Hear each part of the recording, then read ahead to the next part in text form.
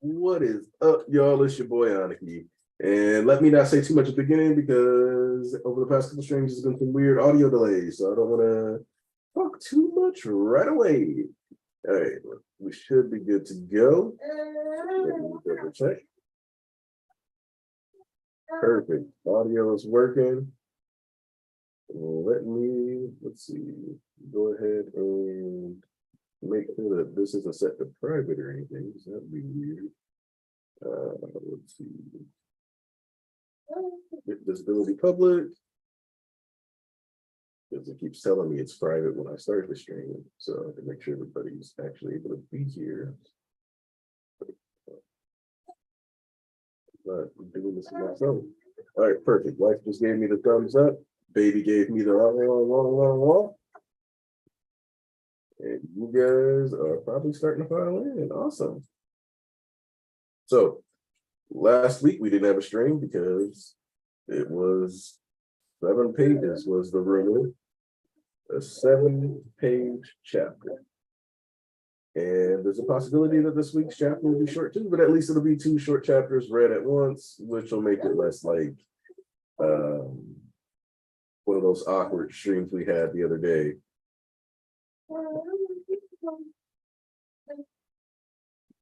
Is it Alves's birthday? Did I miss that? Oh my goodness, I missed Alves's birthday. I'm so sorry. Happy birthday, Alves. I hope you had a splendid one.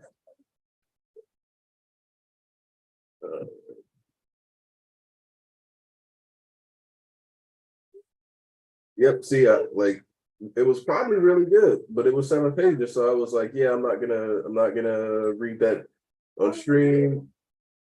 Little baby, because I was like, I don't want it to be like the Todoroki family one where we like read it and then it was like, all right, we got like 15 minutes of conversation out of this, and then an hour of complete sidetracking because there was nothing for us to talk about. So, but all right, we got Tyler back. Corey needs to take a vacation. That I agree with. I don't need him to go as extreme as Tabata and go to Giga Jump unless that's really what he feels would be better. But you know, it's very clear that the man needs some rest, and more mangaka are needing time away. So I don't know. I think that as series are transferring, coming close to an end, taking every other week off, constantly needing breaks or taking month-long breaks and 3-month breaks. More and more, I kind of feel like the Weekly Shonen Jump format and the Weekly Shonen Jump magazine might be kind of coming to a close, might have to. They can still make lots of money in other ways. I'm not too worried about their revenue. I'm sure they've been investing more and more in the online manga, so I feel like there's going to be a way for them to, bounce back and still make money. That said, I'm going to go ahead and hop into the chapter, just because I have no idea if we have bishops coming or not today, so we'll see. Especially since I wasn't here. So, starting off, MHA chapter 397. I have to say, this feels wrong. Here I am, past the age of 50, beating the tar out of a helpless lad.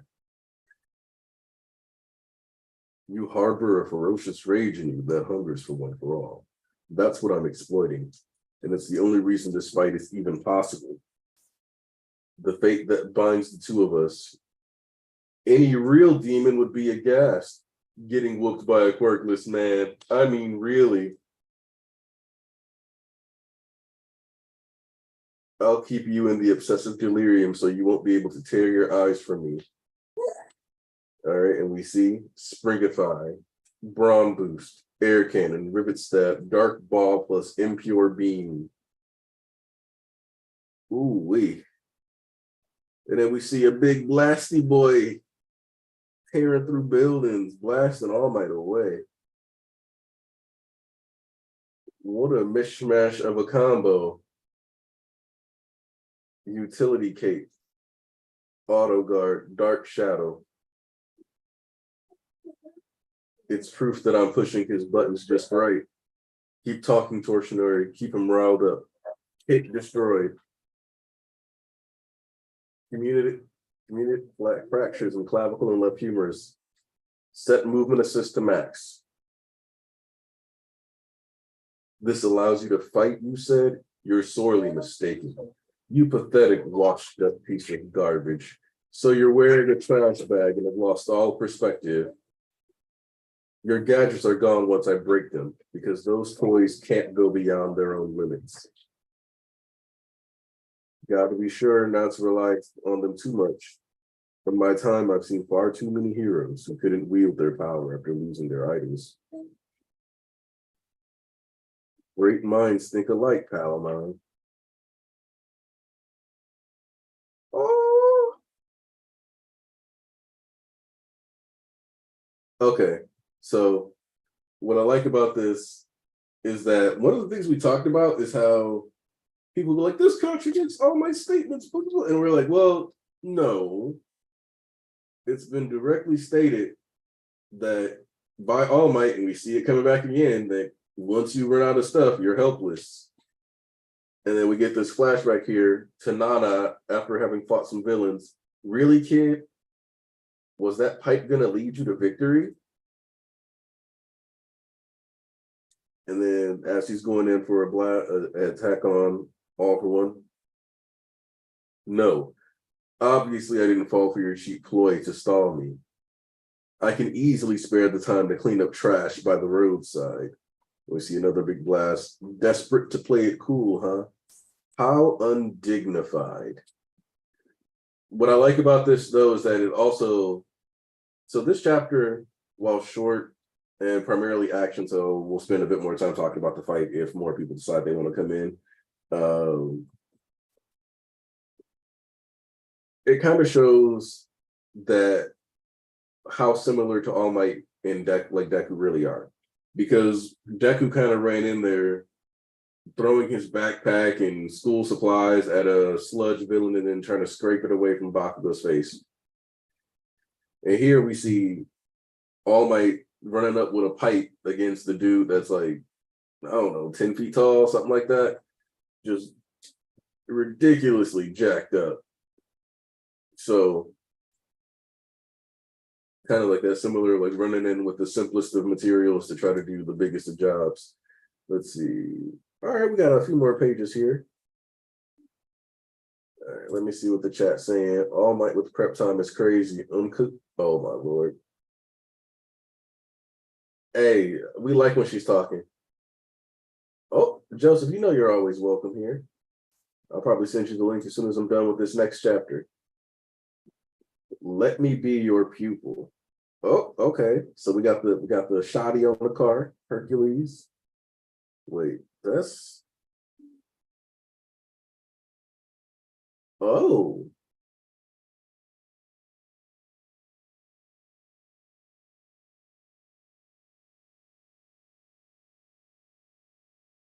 Okay, so super acid injection from Pinky.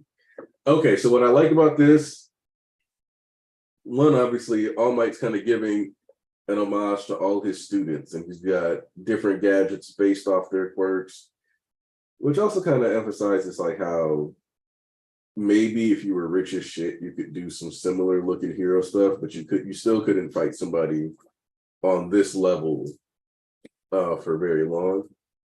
But I do like this. I like the acid shot, which ironically enough, he's giving her an acid shot, you know, like the first move named attack that we get from Pinky. Just after rewinding some damage, you're dissolving away now. All Might, I'm trash, right? So much for that theory. Let me assist you. Without a quirk, ridiculous. Please, I mean it. Go defend a 3-meter radius with a rusty pipe of yours. Good luck. My family was killed a while back. Okay, so Tyler said we should take a Church of MHAW. I did say that All Might was probably an orphan a really long time ago. And that being an orphan in general is just like extremely common in My Hero. Mine too, but I don't have the luxury to join your little quest for vengeance. I just can't accept a world where those who take from others come out on top, and then those who've had everything stolen, their grief turns to hatred in an endless spiraling cycle. Yeah, and what's your solution? I want to make the world a place where everyone can live with a smile.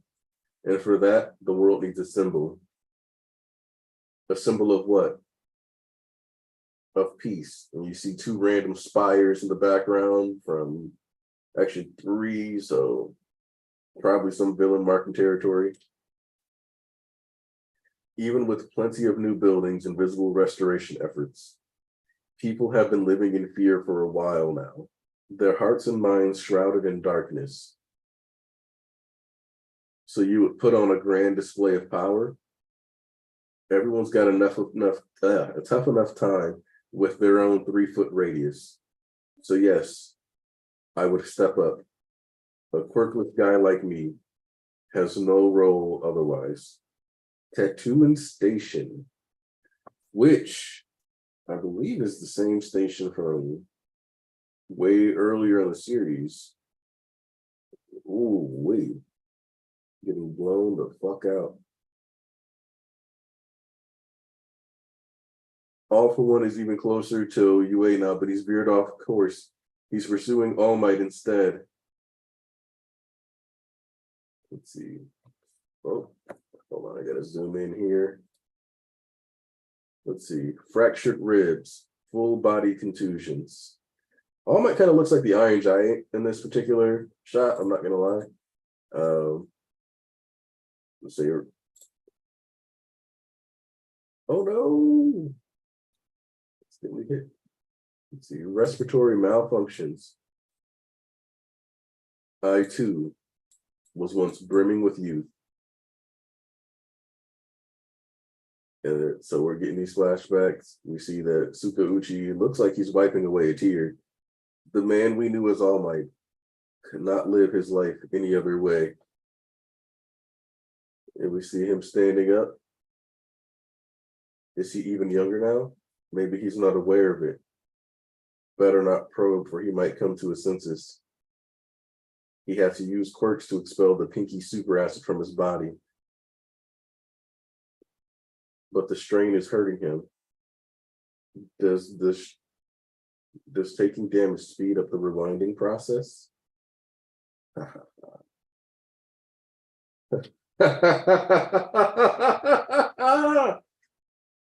right, All Might's laughing as we get the past year and a half or so of his life flashing before his eyes. We see him building up that big punching in. Don't stop now, Hercules. Keep it coming. To be of service to others, what a joy. This is possibly the hardest shot of All Might in the entire manga. Like, this shot of his face, partially out with the mask on the other half, laughing, looking like the damn Joker. Fight on, together. You hear me? Thrusters, gravity, and Ingenium, full throttle to victory. He's fighting. All Might. Oh, snap. Woo! Midoriya Kid. All right. All right. And people didn't want All Might? People didn't want All Might? People didn't want All Might to be out in these streets and miss out on this? No, sir. No, sir. Time out. People were bugging. The anti-All Might Fighting Brigade. Tripping. Really tripping. Man, look. Tripping. Really and truly tripping. Because dog. This is, hold up, let me get some folks in here real quick, because this is, I need to address some things with some people. And I see what Tyler was talking about.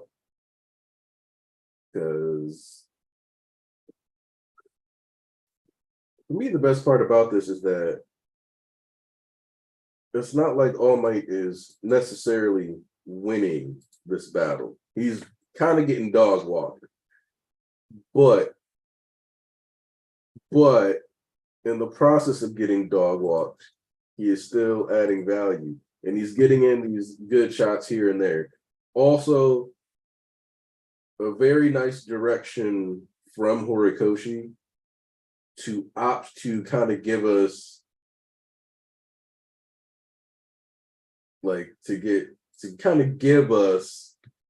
how do I put it, the option to see him have these small successful moments and not emphasize just how bad he's getting his ass whooped, really. It's like we're seeing him get blasted away, but we're not like focusing on that. We're giving him his last moment, his last hurrah, which I'm gonna be real with you. If there's one thing Bones knows how to do, is throw some hard ass music on an All Might moment. Hey, Thomas. We also have an Andrew super chat. Oh, snap. Let me hit that up because I know Andrew dropping them gas chats. And Mr. Andrew coming through. All Might is so good at trolling. Yep, because this is even one of the nerd voice one that he even has certain readers falling for it. Also, isn't it funny that AFO is written as a manga reader who throws tantrums when things don't go his way? You're right. Correct, Andrew. Oh, it's been a while, since the last last stream. I'm glad that I took that last week off though, because it was really short. Yeah, we've kind of done in half an hour. Yeah, getting these two combined though. Okay, so first off, oh wow, I'm dumb. I didn't even bother reading the chapter's title because I was just enjoying what was being given here, but it was Toshinori Yagi Rising / Origin, which is interesting because I think usually he doesn't like double up like that. But let me see what the previous chapter's title was because I didn't pay attention to that. Let's see, trash cleanup. Okay, that little panel of All Might looking at All For One with like the thrusters and like the Doc Ock arms. It reminded me of a specific panel, and I'll send it into Bishop channel. Because like I spent like half an hour thinking like, why did it look so familiar? It just reminded me of this. Oh yeah. The body language, etc. Yeah, the same pose, the similar pose to Deku when he pulled up on Melvin with the users behind him is what Thomas is referencing for those of you in the chat. Yes. Unfortunately, I can't send images into a YouTube chat, which unfortunate, but it is what it is. Yeah. And Volk will not be swinging through today. He's got a birthday party to attend. So no Volk. But he did say it does feel like the end of volume 39. Yes. So what I like about this is that All Might is losing the physical battle. Yes. But no matter what you say, you can't convince me he's not winning the mental battle by a lot here. All For One could have just avoided All Might, but what did he do? He kept following All Might. He's also saying, oh, I'm just taking time to clean up but like if you were really trying to do this efficiently, you would have just blasted and gone about your day. It's the same thing that screwed him up in Camino. Like in Camino, I'm extra dumb. I was too busy being excited, but like, because I was like, oh yeah, Tattooing Station, that's the one from the beginning, and I'm like, oh no, he's literally there. He's literally at the start of the series. He's on the same rooftop, like and everything. Yeah. It's very it's a coincidence that he managed to land at the exact same rooftop, which I love. It's the perfect callback. Well, it's the end of All Might's journey occurring where his journey with Deku began. Yes. Also, So someone mentioned in the chat about Cameron says they got confused because Nana says her family died by this time. Did she give up Keitaro? Or I assume that's Kotaro. This would have been after that. I'm pretty sure this is after she gave up Kotaro. Yes. And I think that I wouldn't be surprised if her husband was dead at this point too. I was too distracted in like the joy of like the narrative. I was excited. I was even, like the art was popping, but the art, like in those moments, I was looking at how he was looking, the pain he was in.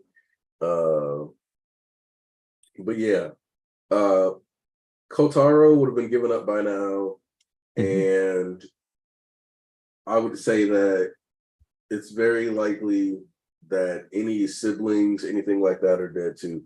Like to a certain degree, you know how there was like the average life expectancy for these older eras was like 30, which obviously ignores that if you didn't die of illness by the time you were like 10 or something like that, then you would probably live to be like 50, 60. But so it's like an average thing where so many people died young that it lowers it. But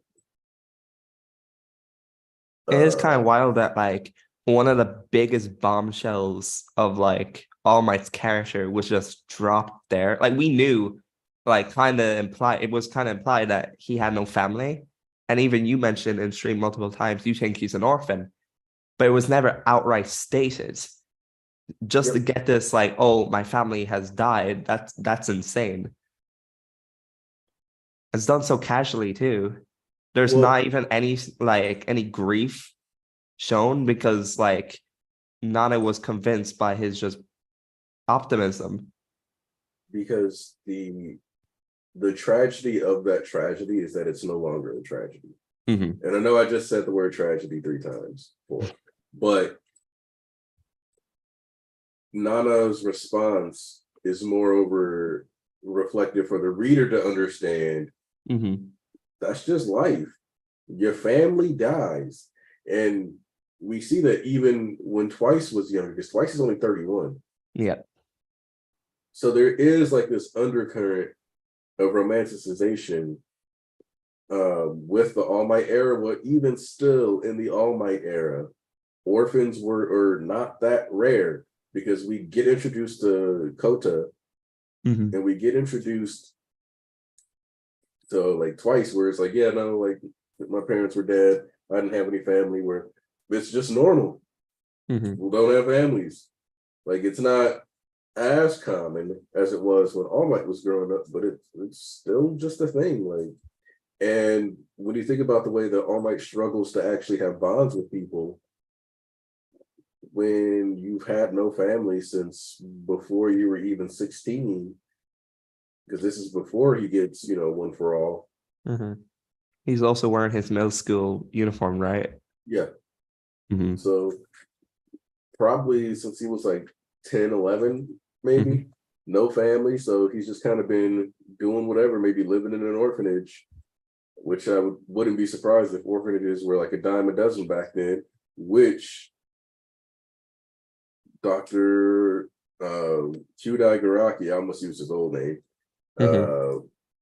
was, had all these orphanages as front. So it just doubled over as like, yep, you get people dying all the time. So their kids go in orphanages and he takes the best perks for All for One. Which means, for all we know, All Might could have grown up in an All for One orphanage.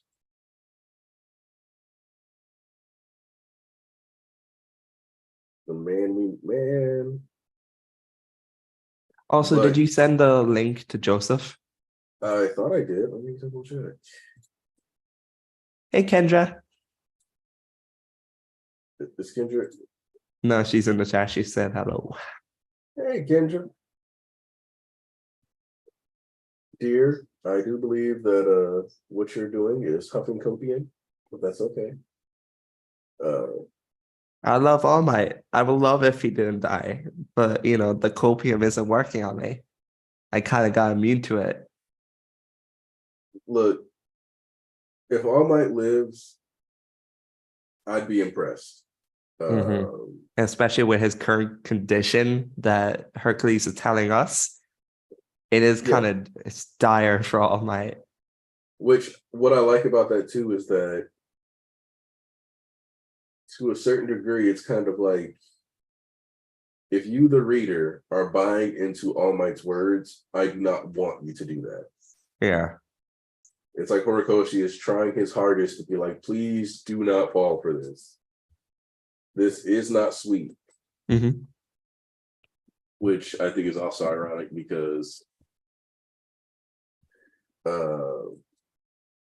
if you think about how Andrew was like, oh, it's kind of like he's a manga reader that gets upset. It's like Horikoshi is going out of his way to be like, I know some of you don't read just like All for One, or can't get the context clues. So I'm gonna tell you just how bad All Might is falling apart here. You know what's crazy? I was a little worried that today was the day that Bakugo was coming back just because I randomly saw him trending. Yeah, but sometimes he just trends for no reason. That's exactly what I was like.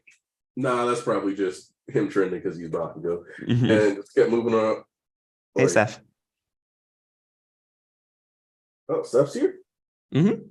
But I do have a question for y'all because obviously, towards the end of the chapter, we saw that Vestige Might sensed All Might, and he had like that little Gohan, you know, when the android got head crushed, he was about to go Super Saiyan 2. He kind of had that. Like, how'd you feel about that? That could be a sign that All Might could be on his way out. That's actually how I kind of interpreted it. Like the vestiges, like they mentioned that they were getting closer. So with the extreme emotion, the proximity, and All Might hovering on the edge of life and death, it kind of seemed to me like the vestige was like becoming more in tune with what was going on. Yeah.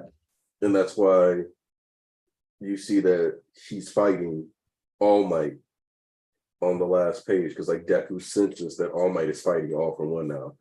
So what this also means is that they're technically in range for the teleportation ship, more than likely. But interesting. As much as All for One is trying to be like, I'm not distracted. He is distracted. Yeah. Because All for One seems to have a better connection to the vestige world and these connections than One for All does. And All for One has more practice and experience dealing with this vestige realm than Deku does. At least that we know of. Obviously, since we purposely kind of went through the weeks that Deku was out alone, he could have spent a bit more time in the vestige realm since he constantly had his quirk active 24/7.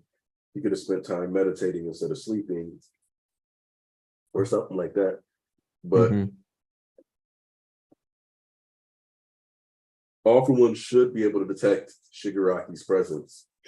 But we could also attribute him not detecting Shigaraki as a byproduct of Shigaraki destroying the vestige inside.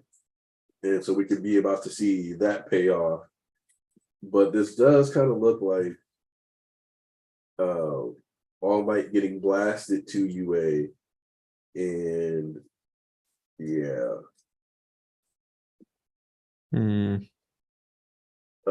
And Sixer pointed out, like, do you guys remember the color spread from 394? And I'm like, yeah. In fact, let me pull it up real quick. Yeah, I remember we talked about whether that's like a little red flag. Little teasy tease. Yeah, a little like it's foreshadowing. Also, in case you've been talking this whole time, Seth, we can't hear you. Yeah. Nope. Hello. Good morning. Okay. Hey, Seth. I am in fact here. Like All Might. Yes. Yes. Yeah, no. All Might has stripped so many death flags. I can't help but think like, yeah, no, it's a life flag now. He's gonna live. He'll be fine. We're good. It's a life flag. That's the first time I've ever heard that phrase used. A life flag. It's So a Seth original. how did you feel about these last two chapters, Seth? Oh. Honestly, it's really satisfying just to see All Might in the taunting seat for a change. It's a fun change of pace, honestly. And also really effective. Like All for One is just, he can't help himself, and it's both funny to watch, but also kind of sad because this could be it. This could be it. So just a mix of feelings, but mostly just really satisfied. It's all these callbacks and references to chapter one. They all hit like every time, even though I know what Horikoshi's doing. It's like, oh, just I can't not feel it. So no, these two chapters have been really good homages. One thing that I like that he did was the 3 meters talk that came up this chapter. It's kind of weird how both translations approached it. Like you have like the fan translation just cut right to the chase, the 3 meters talk. Like when you're talking about your own 3 meter radius, that means family, right? Like your loved ones, everyone you can hold in your arms. However, what Horikoshi is doing, he's kind of doing a bit of both, where it's literal, like the 3 meter radius of what All Might can physically reach with his with the tools at his disposal.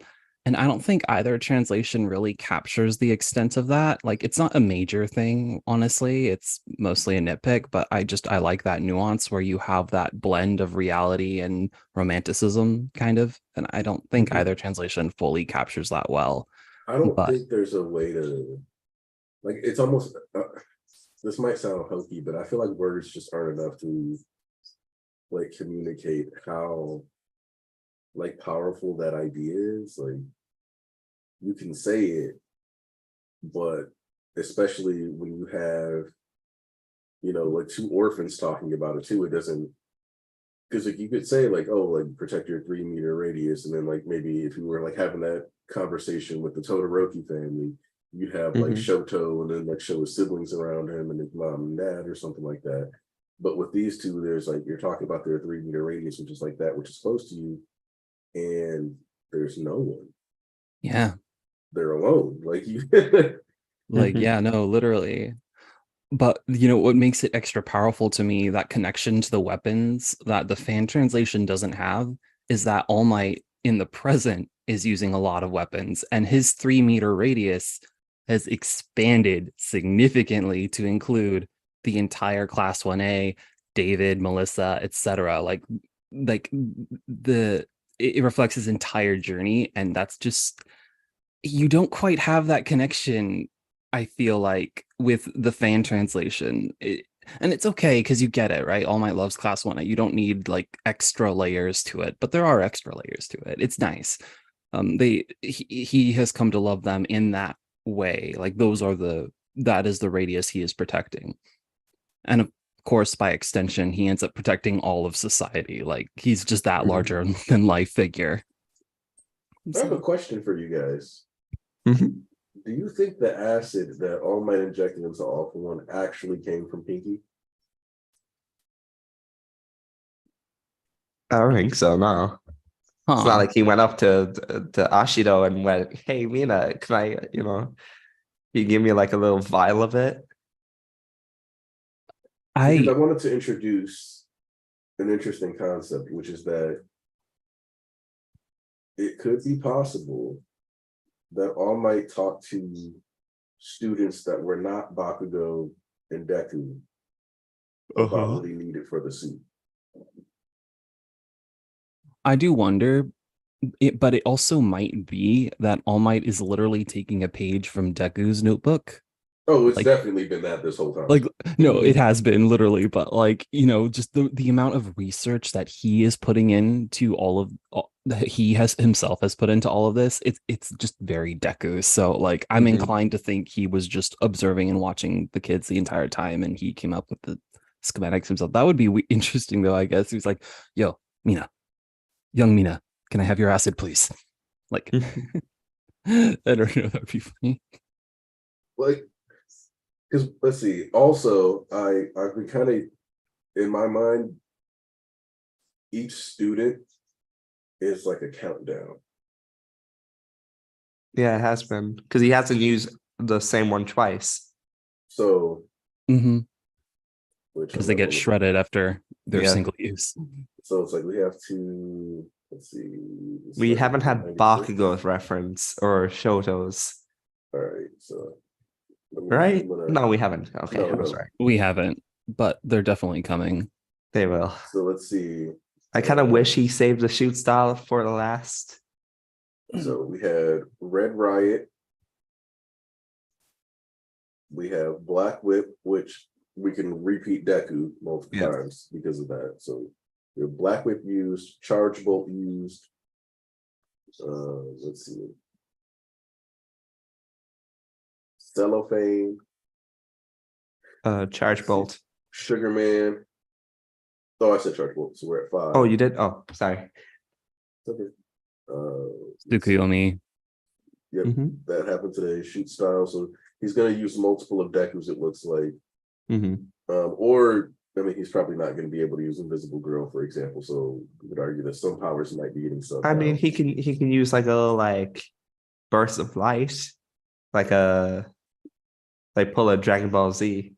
Yeah, I feel like an Aoyama reference would be really easy. Like, yes, there are lasers in MHA, like tech-wise. Mhm. So,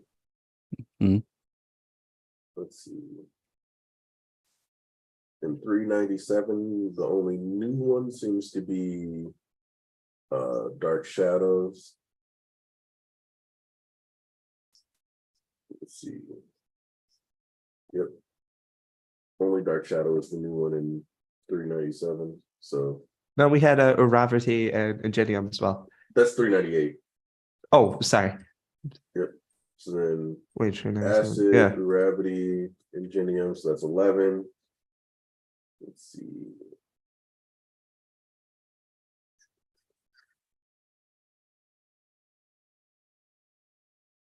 We were at 11, but we've also, let's see.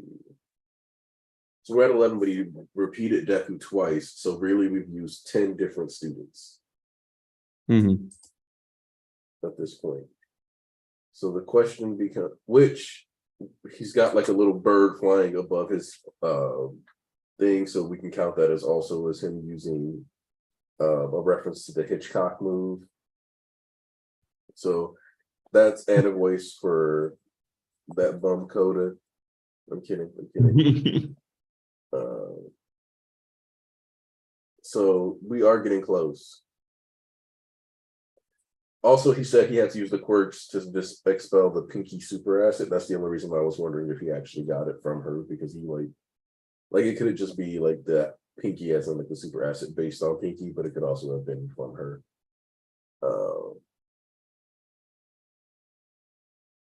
I do Which- like the power scaling for her quirk. Just the fact that, yes, we have confirmation that it can shred Gigantomachia.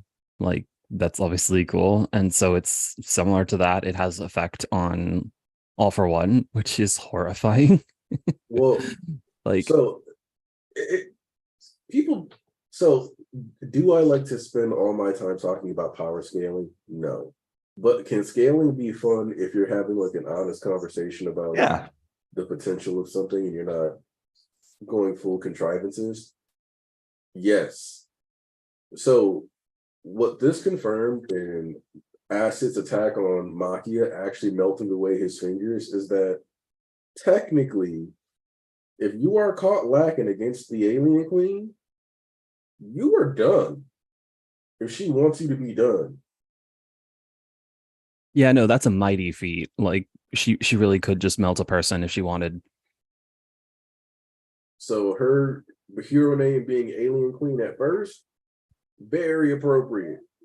Wait, so I have a question, right? Obviously, like Makia is like 5-10 times larger than when he fought Shigaraki back in MVA, but when Shigaraki used the K on Makia, obviously he didn't decay much.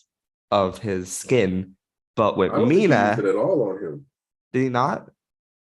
We don't see him actually using decay against Makia the whole time. I mean, know- yeah, why would he? Like, if So he we have kills Makia, he loses his strongest pawn. So that's what made Shigaraki versus Makia such a good training, because it was purely physicality based. Because if you think back to the fight against Redeshro, like he's going all like super fast and all this other stuff, and Redeshro's like, this speed is crazy. He could have taken out a top 10 hero if he was this fast. There's no commentary on decay until Shigaraki starts using it and it's spreading and stuff like that. But it's not a matter of I've been practicing with decay against Makia. It's a matter of one, you could argue his physical body being able to keep up with it, but two, because he was exhausted, you remember his psychological state was a bit more delirious. And so it was also showing that with that, the mental inhibitors that he had set were becoming loose too, because he just wasn't, as focused. Mm-hmm. Hey, But can you yeah, hear me? Hey, Okay. Joseph. All right, finally. Thank you, Zoom, Welcome. for being a big jerk. All right, Joseph, how have you been feeling about these last two chapters? Well, I felt very vindicated about last chapter because when people saw it was only 7 pages, people were like kind of freaking out about Horikoshi's health, and I was just like, it's probably because he just had to submit 2 chapters at once. And then we get this chapter, which in my mind all but confirms that. The double chapter submissions seem to really do a lot, which it kind of feels like So I feel like he was holding back on the last chapter to really go out on this one. Like, are you familiar with the term malicious compliance? not really. So it's when you do what somebody asks you to do, but in the pettiest way possible. So let's say somebody's like, I want a chocolate cake, and they're like, fine, you give them a chocolate cake, and then you purposely give them like a chocolate cake that's like this big. They're like, I gave you your chocolate cake. Or you purposely give them a cake that's like way too big, and they have to like figure out what they're gonna do with it, right? Something like that. So in this case, it kind of feels like Horikoshi goes, all right, screw this, I'll give you 2 chapters. And in this case, if we look at it, it's kind of like these 2 chapters could have been 1 chapter, but it would have been like a 20-page chapter, which I wouldn't have had a problem with. You wouldn't have had a problem with. But if you have to submit 2 chapters, why not just break it into 2 chapters? And then that way you're ahead for like the next couple chapters. Yeah. Obviously that's just speculation, but it's something that I kind of hope that a lot more Jump authors kind of start doing. Also, I'm gonna need y'all to drop likes on the stream. Oh yeah, I noticed that. It was, I liked it already, so.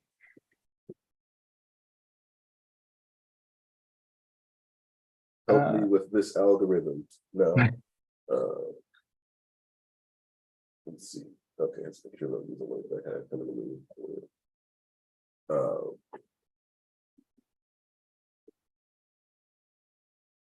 But more like centered, obviously, like what do you guys see coming in these next chapters? Because the way I look at it is I always kind of count the chapters involved in a fight, because I know that sometimes Horikoshi builds these fights in these chapters with the anime in mind. And so if you notice, a lot of fights are 2 or 3 chapters long, or they end up being like 5 to 6 chapters long. But it's rare when they hit like that 4. And it's because typically when Bones creates an episode, they do 2 or 3 chapters. They usually don't do like 3, 4 chapters in one episode. And when they do, it usually ends up being like, they usually do like 4 chapters. And when they do 4 chapters, it usually feels like, well, they end up like cutting some stuff. So it ends up being kind of weird. But I kind of feel like this is one of those parts of the story that is definitely going to be, I want to phrase this carefully because I don't necessarily want to say better in the anime, but I almost don't see how they don't elevate this moment. Which, with that being said, I want to circle back to this. We know there's another My Hero movie coming out. We don't know what it's about yet. At least last time I checked, we don't know what it's about yet. We don't. How are you guys feeling about where you think season 8 is going to, or what are we on, season 7, 8? It'd be 7. Season 7.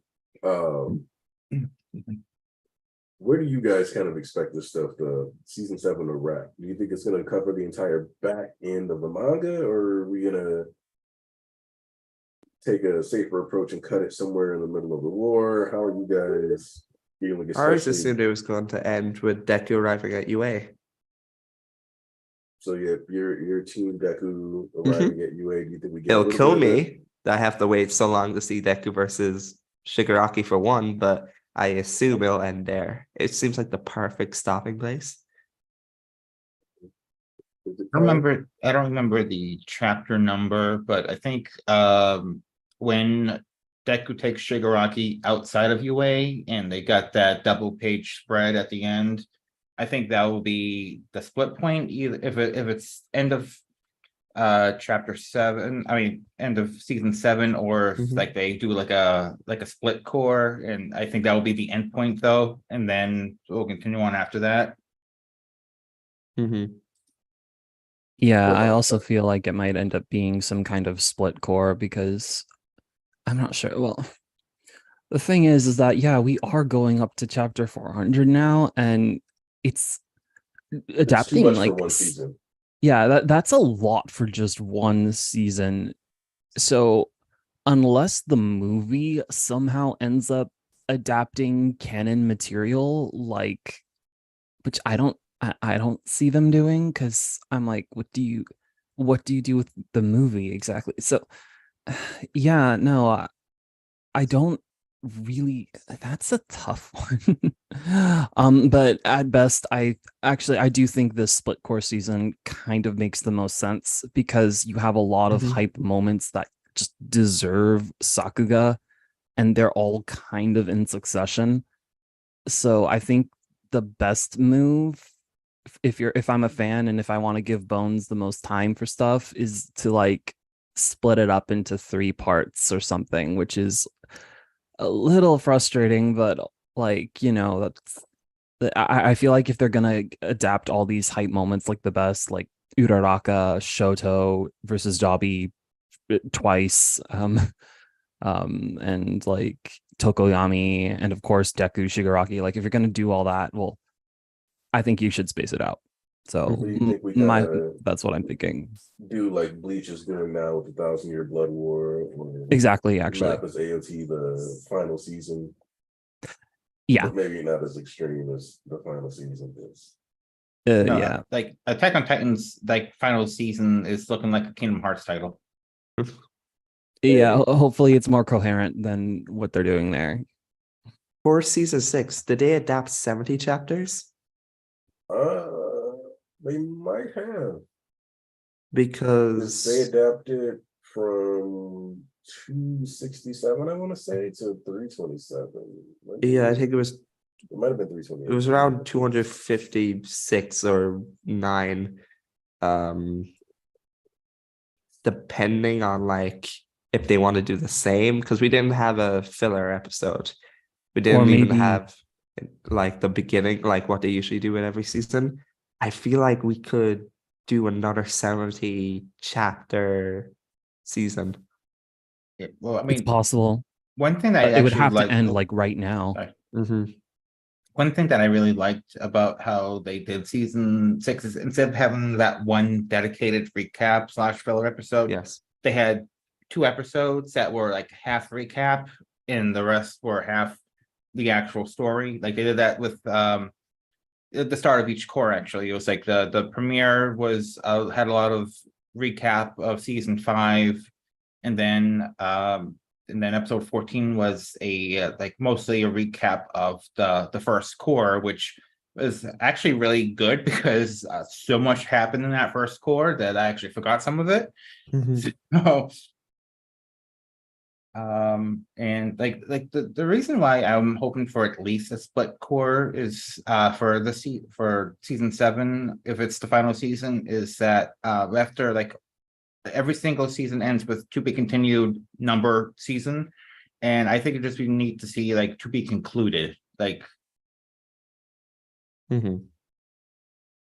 Yeah. And Because season 5 ended on 258. I just found it. It ends on Yeah.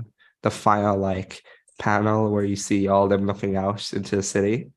And then I'm pretty sure we see Star Stripe and 3 Ace. But we did Yeah. like it was like a teaser. So they would have to adapt that entire chapter again. yeah, we kind of got like a very well animated cinematic shot of Yeah. Star Stripe on the plane, I think. Mm-hmm. Oh, is that It's everything? also possible that they end MHA with a movie, like just the climax, Deku versus Shigaraki. It's possible maybe that, you know, the season ends and then they're like, okay, concludes in such and such movie. I mean, I don't know how well that would go for them either. I guess it really does depend how long the epilogue is for MHA, Yeah. but I could almost see that happening too. Mhm. I mean, or if the Star and Stripe fight is a movie, I will just I will die of happiness probably, but you know, they're not going to do that. Oh, Kendra asked if she can join the call, or I guess the stream. Yeah. Mm-hmm. Here, I'll send you a link, Kendra. Yo, Let's go. She's finally going to join. hooray! Oh. Oh.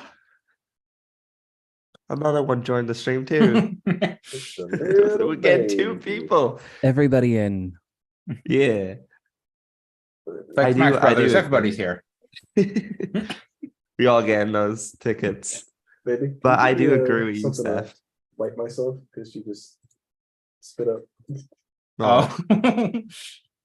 But unless we know what's going to happen, I'd say we'd end the anime with, you know, a season, depending on the content Hori wants to, you know, give us. Oh my God.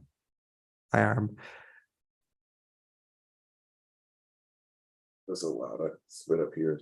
Oh boy. Oh, you know, like if they like make the final battle itself like a movie, I would not really be happy about that. In fact, like I think people like the different companies took the wrong message from Mugen Train doing so well, Mm-hmm. and that just annoys me. Like it's part of the reason why I didn't really like season 2 of Demon Slayer all that much, because they spent so much of it just Mhm. like rehashing a movie that made Yeah. over 1 billion yen.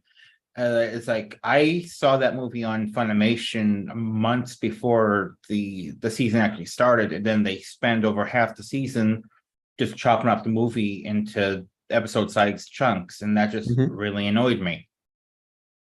Yeah, I was gonna I say even agree. Demon Slayer took the wrong message from Mugen Train doing well. Yes, Mhm. Now we're getting like movies to finish it off, right? I've heard that like Yeah. circulate. That's a shame. I mean, it's Demon Slayer, so it's gonna look gorgeous, but like feck it, like why movies? I was like, hey Kendra.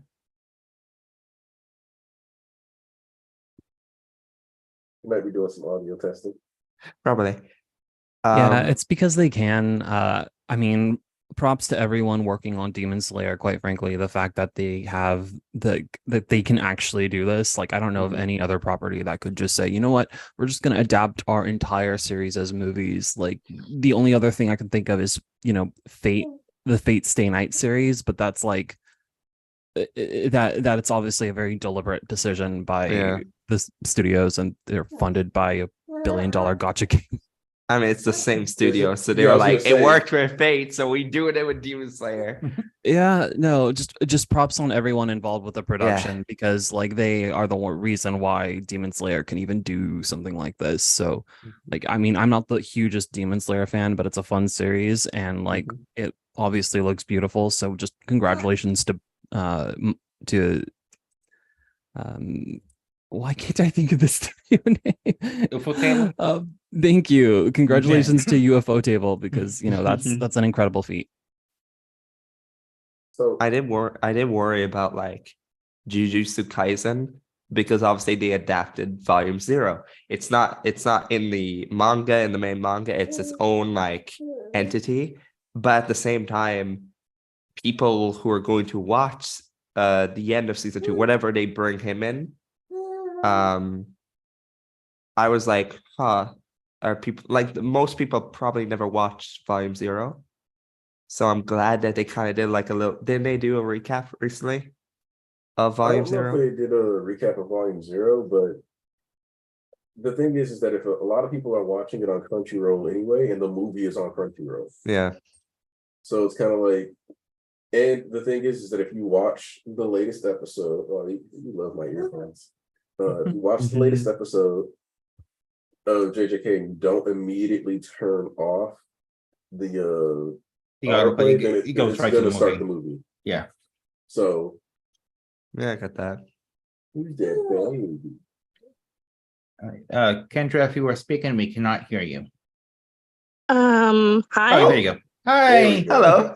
Hello, Hey. everyone. Hello. Hello, Kendra. Hi, All Gendra. right. So tell us why All Might's gonna live. I know you need to get it off your chest. First of all, Aniki, Jesus Christ, I'm actually very nervous, but thank you for having me. Do you feel better about this, about guilt tripping me into doing the stream for so Yes. long now? Yes. My goodness. Worth it, honestly. Whatever works. Hey, sometimes you have to extort people. It's okay. No, this was Remember, peer kids. pressure, my guy. I'm like, Look at this well, girl. She wanted you here. hi, sweetie. I feel like she gotten so much No. bigger since I last seen her. You're just a baby. She's almost 6 months though. Oh, Yeah, she's so cute. my almost 6 month old little baby. Well, this is just kind of crazy. I follow all of you guys on Twitter. So it's very funny just talking to you guys like regular now. We're no longer just text messages. Text messaging and tweeting at each other, I guess. Yeah, it's Or- nice. Doge bonking you for certain types of tweets. Yeah. Yes. Yeah. Yeah, you caught me simping the other day. I'm like, oh, all these times I don't hear from this guy for like months, and he catch me with the simping tweet talking about Kendra. I'm like, You fell through the filter. like how's this the tweet that you see? Yeah, Aniki, why don't you have those words filtered? All the simpy words, because you can only filter like 200 words. So Something you want to say? I have like 100 plus words muted already. And so like whenever somebody gets through, and I always feel bad about that actually, because I'm like, man, I missed probably a good number of tweets and good conversations that people I really like and respect start. Oh, my little baby. Because I have to mute stuff because spoiler culture is so intense, despite the fact that I like. And what's funny is that I still almost get caught lacking sometimes because somebody will be like, this thing is really cool, or like, I can't believe he's done this. And it'll be like a tweet that like has media and it'll be an account that I don't recognize. So I'll be like, oh, I wonder what this they're tweeting about. And then it's like, I don't know what I'm looking at. And then I'm like, oh, this image is grainy. And then I'm like, oh, I think this is my hero. Let me just close this. Before I can actually tell what I'm looking at. Like, Yeah, Like, no, I hate experiencing everything through leaks first. Like Gosh, if I didn't have at least a little knowledge of Japanese, I'd be so disappointed just reading the summaries Mhm. instead of like the actual chapter. Yeah, so that's why I will engage with, like, I'll spend extra time on tweets that are based, like just scrolling through comments on tweets, trying to like correct my algorithm so that it doesn't show me lots of My Hero tweets anymore. Just so I can like use Twitter normally. Like I want to be able to mute some of the words and then just have it like the people I follow that talk about it, cool, but then not have it spoil me for other stuff. Like I don't Tyler, for example, I've had Tyler muted for like a month or two, and he regularly will pop up and be like, "Hey, yo, you got to make sure you have me muted." And like since he's done that like 3 or 4 times, I just keep him muted. And then whenever he like responds to my stuff that I get, like my direct tweets, Mhm. I get alerts usually, so then I can still see what he says to me, but I don't see his tweets like that. Mhm. Good friend. Yeah. Like, but he makes sure I have him muted in case he wants to pop off and talk his shit. Like sometimes I always try to tag, but sometimes like I just forget to, like in the heat of a conversation. So Mhm. hopefully I hadn't said anything that spoiled you, and if I did, I'm I'm sorry. terrified. I'm terrified of my tweets like breaking through your like protection, your barrier. So I just don't talk about leaks Oh yeah, at all. there've been a few times where like I wrote out a tweet and it was like, I don't know how to word this without being explicitly Yeah. spoilerish, so then I just don't send it. I think I Can only it did do that? one that was with Deku. I think so. Wow. I just try to, tag the spoilers when leaks come out. Cause I sometimes, and what's her name? Rukasu Yeah, Rukusu. tweet. Yeah, when she tweets things, I just try to make sure I tag them right because I don't want to spoil anyone because I follow a lot of people who are, not up to date with the manga. So that's what I try to do. Yeah, I if don't try I to, yeah. Yeah, no, similarly, if I do, which is still rare, like usually it's only because I get frustrated by the translation, like if I see something really gross, or like if it's a hype moment, I will just vague post about it because like I'm not gonna like link an actual panel, or if I do link a panel, I like definitely spoiler it. So like yeah, I try to be very considerate about leaks. Yeah. They're nasty. I actually find your knowledge of Japanese, it brings up some very insightful comments about stuff that I would never even thought about. So I really appreciate that. Oh, well, yeah, I'm glad I can put some of my study abroad experience to actual use as opposed to just, rotting here in America with no Japanese pen pals. It's Oh yeah, frustrating. for sure. I try to, retweet all your things self because some people be really tripping about what they be saying, and these takes be driving me insane. Mhm. So when you come down my timeline spitting facts, I'm like, let me repost it so people can read this. Well, that's kind of you. I don't have the same reach. I was But on the My Hero Reddit the other day, Oh and no. somebody was like, God, why? "Oh, would you like, do that? well, it's pretty agreed that the writing fell off in Deku Black," and I was like, "I Ugh. fundamentally disagree with the majority of Oh the takes, and God. yes, I'm including the big YouTubers too." Yeah. Can I say something about Of that course. real Mhm. quick, please? Because I just saw a tweet again. I guess it blew up yesterday about how Horikoshi is a very great artist, but his storytelling is trash, and I'm just so tired of those takes. And I'm like, what are you guys talking about when I see that? It's such a Like, bot tweet because I've seen those as well, like over the years. the tweet I'm talking about, well, he was getting ate up in the quote retweets, but now it's gotten past like 8K likes. And Jesus. that's pretty, that's kind of fair. It usually will blow up even further than that, but it's like a just regular hating MHA on Twitter Mhm. type of thing. But when they start talking like that, I'm like, what do you mean the story is horrible? Like, what about it is horrible? I need specifics. And when they don't give specifics, I just go about like, you don't know what you're talking about. Mhm. So, And it makes me mad. and I've said this for actual years now, and I feel like My Hero has one of the worst fandoms Oh, as yeah. far as being invested in like actually like reading the story out of any series. And I partially blame this on the fact that I'm a One Piece fan. Because One Piece has some of the most cringy fans in the world. Mhm. But there is no fandom with like more respect for their author and willing to at least look at what may be than the One Piece fandom. And sometimes it goes like a little too far, and I'm like, it's crazy, like you guys are doing too much. But but it's much better than immediately dismissing everything that your author does. Yeah. Because at that point, are you like whatever, no true Scotsman fallacy, blah blah blah. But if you actually like something, how is it that you somehow never managed to even consider a positive alternative to your negative critique? Like, how is it that you never come upon any positive perception to anything that's written after all this time? Like, you always manage to see how it's bad, it's terrible. He forgot this, he didn't do that, blah, blah, blah. Like, within the past 6 months, I've had somebody who's probably anime only be like, well, I mean, Horikoshi did forget the traitor. And I'm like, no, he didn't. Like, No, that was like just something that was is randomly decided. Like, somebody randomly decided that Horikoshi forgot the traitor, and a bunch of people decided, yeah, that's it. That's what happens. Yeah.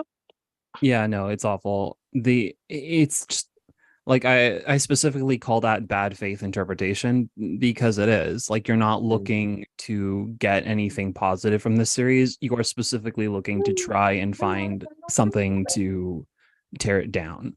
And Yeah. these same people will call themselves fans. And it's like, okay, I understand you're a fan of a specific narrative for the story in your head. You do maybe like the characters or whatever. You keep up with it regularly, but you have no interest in actually trying to put together what Horikoshi is saying, even if Horikoshi is being pretty explicit with his messaging and rather consistent too. But you would rather see an inconsistency rather than connect dots. It's so frustrating. It I know goes- exactly who you're talking about too. Oh well, there's a wide contingent of people who are like this. Like I know, So, I like yes, I know you have someone in mind, but like Oh man, he's not plenty. alone in that. Plenty. I'm not going to say any Plenty. names. I'm not going to Yeah, say I'm not any 15 names. jumped out at me. But we all But the- know who you're But talking the about. names I think of, I almost have to teach them that bad faith doesn't just mean in an attempt to deceive like the people you're talking to. It also means in an attempt to like deceive yourself. So like if you go, X isn't in the story, and then I go in chapter 305, this happened, in chapter 286, this happened, in 246, this happened, blah, blah, blah. And I list off like multiple moments that build towards X. You don't get to go like, well, then it just wasn't set up as well or whatever. Because like at that point, you've one shifted the goal, but two, instead of you saying, okay, this does exist in the story, this perception I had is wrong, you are now trying to create a scenario in which you get to maintain your stance. It is no longer actually about whether or not, we're not discussing whether or not this idea is true. We're discussing a way for you to validate your claim instead of just going, okay, I happen to be wrong about this thing. And that's what makes it bad faith for a lot of MHA criticism, because when you can link stuff or tell people like this specific thing happened, and then they just don't want to acknowledge it, then it's like, oh, cool. Like every time somebody says Horikoshi changed his writing style for Deku Black, it is a bad faith critique because it is written the exact same way that Provisional License is written. It's written in the same spirit that the first 20 chapters of My Hero is written. It is written to introduce you to the current state of the world. It is written to get you understanding of like what the trajectory of the characters are going to be. And it's written to like lampshade all the conflicts going forward. So when you have like Deku versus Nagant, and it's designed to like let you know that while he may be able to fight, you know, a big, bulky, hulking creature that's just evil, can anybody tell me a big, bulking, hulky figure that was just simply evil and could not be saved that Deku fought later after Deku Black? Anybody? Crickets. No? Melvin?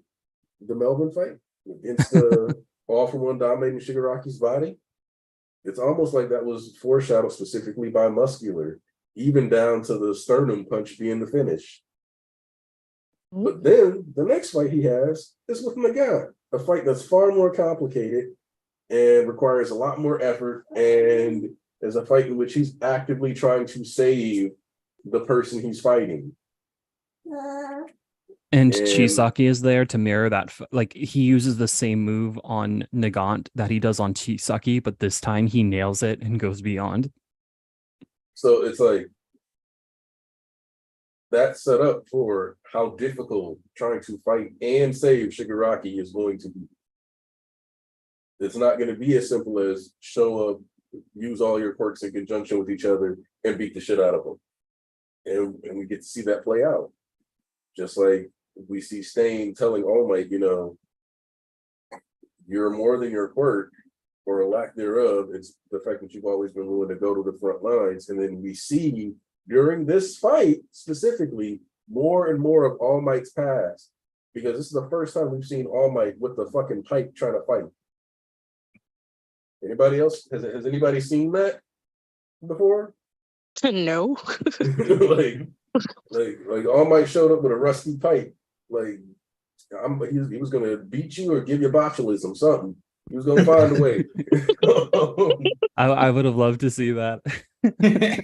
I would have commended him for it.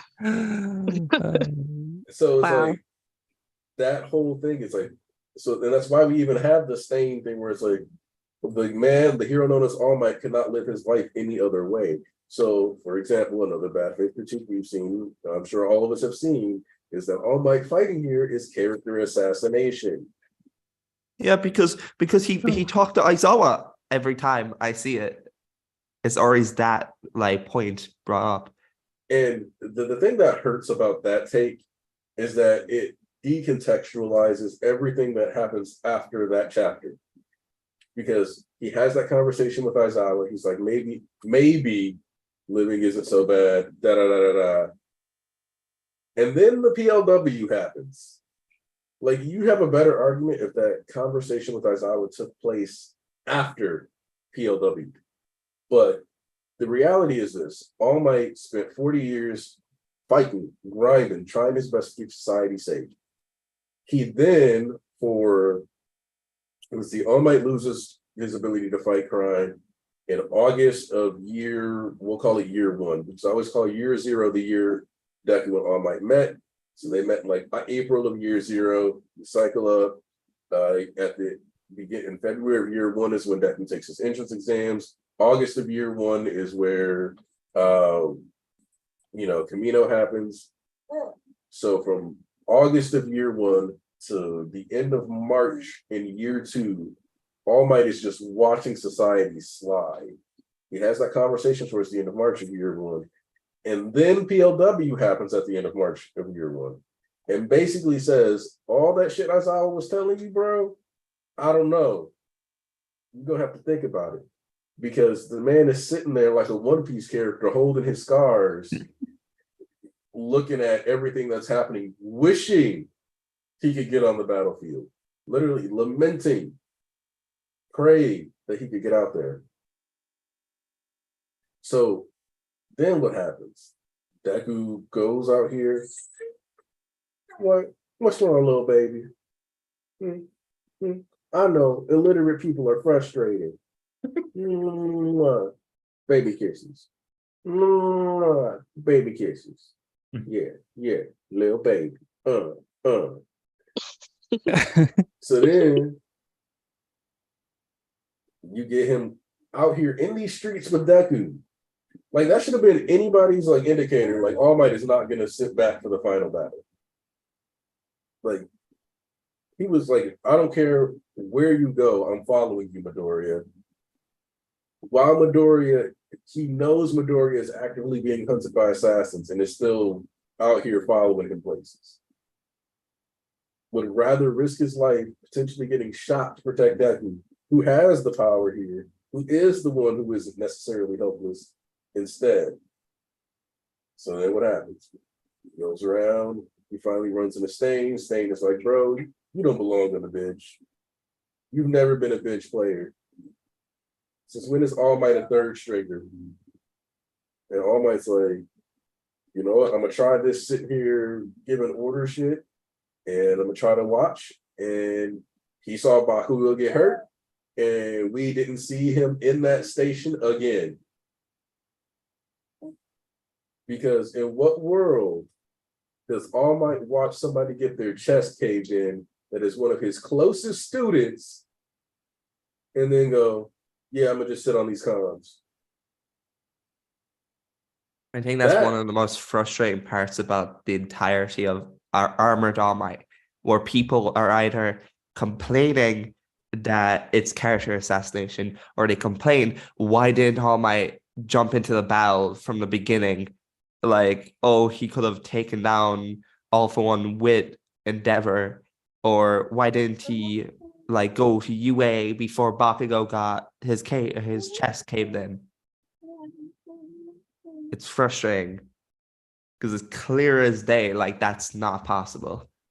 Well, yeah, and I it's frustrating because MHA addresses the topic of good faith as well. Like when we're talking, like especially with Uraraka, like you see the way that Uraraka talks to Toga and the way that Uraraka talks to civilians. Like she doesn't belittle them. She doesn't like talk down to them. I mean, like other than, you know, literally being elevated, but like she's trying to meet them head on and address their concerns. And it's frustrating when fans read MHA and they're specifically looking to tear it apart as opposed to just actually like trying to engage with it, because the series is actually trying to have an honest conversation about how to connect with people. And yeah, and that might be just a bit too mature for the target audience, it looks like. Yeah, it's appropriate that Semblance of Sanity just got to that episode too. I love that they were so normal about it. It's just relative to all of the other commentators or supposed analysts or whatever they call themselves on social media for attention. What episode did it get to? They finished Young the Woman's season. Declaration. I watched it. I'm happy with their reaction. It seemed like they enjoyed it. Yeah, no, for me, that is probably the best episode in this season, and I will absolutely rewatch it and cry a bit each time. Like It will make me cry every time I watch it. Like, and I was Same. listening, like I had Aya Neru, the voice actress for Ochako, in my head during the Toga chapters, and it's like, oh, this is gonna be so good. All I know is when that Toga chapter airs as an episode, I will be hurting. Because the first time I watched Eri smile, I was actually with my friend Ryan and his, at the time, fiance, and I actually shed tears. Like, tears fell from my eyes watching that little girl finally get her first smile. And I wasn't the only one. Whole room looking like crybabies. It was a great moment, and like they like being able to actually see it, like it came across so much stronger than it did in the manga for me, just because like manga is just like still frames, but in the anime you actually got this, like they did this nice little flourish with like the actual shadow of Overhaul disappearing from her. Like she finally broke through that. And I Hero think for honestly made it in my actual playlist. I think for a lot of people, when they're watching that episode, if they're not manga readers, like they're watching the concert, they're having a great time just like vibing to Hero 2, and then you get the airy smile.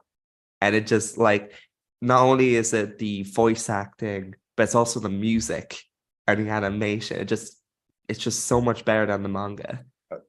Yeah, I mean the music plays a big part. Like a lot of people are a lot of manga readers I've noticed are actually a lot more accepting of Awful One taking over Shigaraki because of the music that's associated with it. Which to be fair, the next meet is a banger of a track, and you can actually can do Neuron in my eyes or ears. Nice. Well, I mean, so if you read Kamino, right, Mhm. that page turn when All for One blasts through, it hits. You're like, whoa, what? Talking about the United States of Smash. No, I'm talking about the page turn when All for One, like when they like knock on the Nomu facility that they find. Oh, okay. Mhm. Yeah. And all like it's like boom. Okay, that happened. But when you see the anime episode do it, and then you get the ooh, and the opera music coming through, and it's Mhm. like And you see All for One floating, just with his back turned to the camera. you're like, what the hell is happening? Oh man, the OST never ever misses. Like The All for One freaking has chorus possibly arrangement of that in Never. season 6 is insane. Like All for One Oh. flying above the prison, and you would just, oh my gosh, I almost wanted to bust out myself just because of how awesome that choral track is when it plays. Like it's no longer just the one lady doing her thing. Now you have an entire chorus going with the melody, and it just Mhm. it goes so hard. Back in Joint Training, where Deku talks to Banjo, it hit in the manga, but then you hear the successor track Oh, I love just that track. play. I got so much of that music. So much of the soundtrack is on my Spotify playlist. Yeah.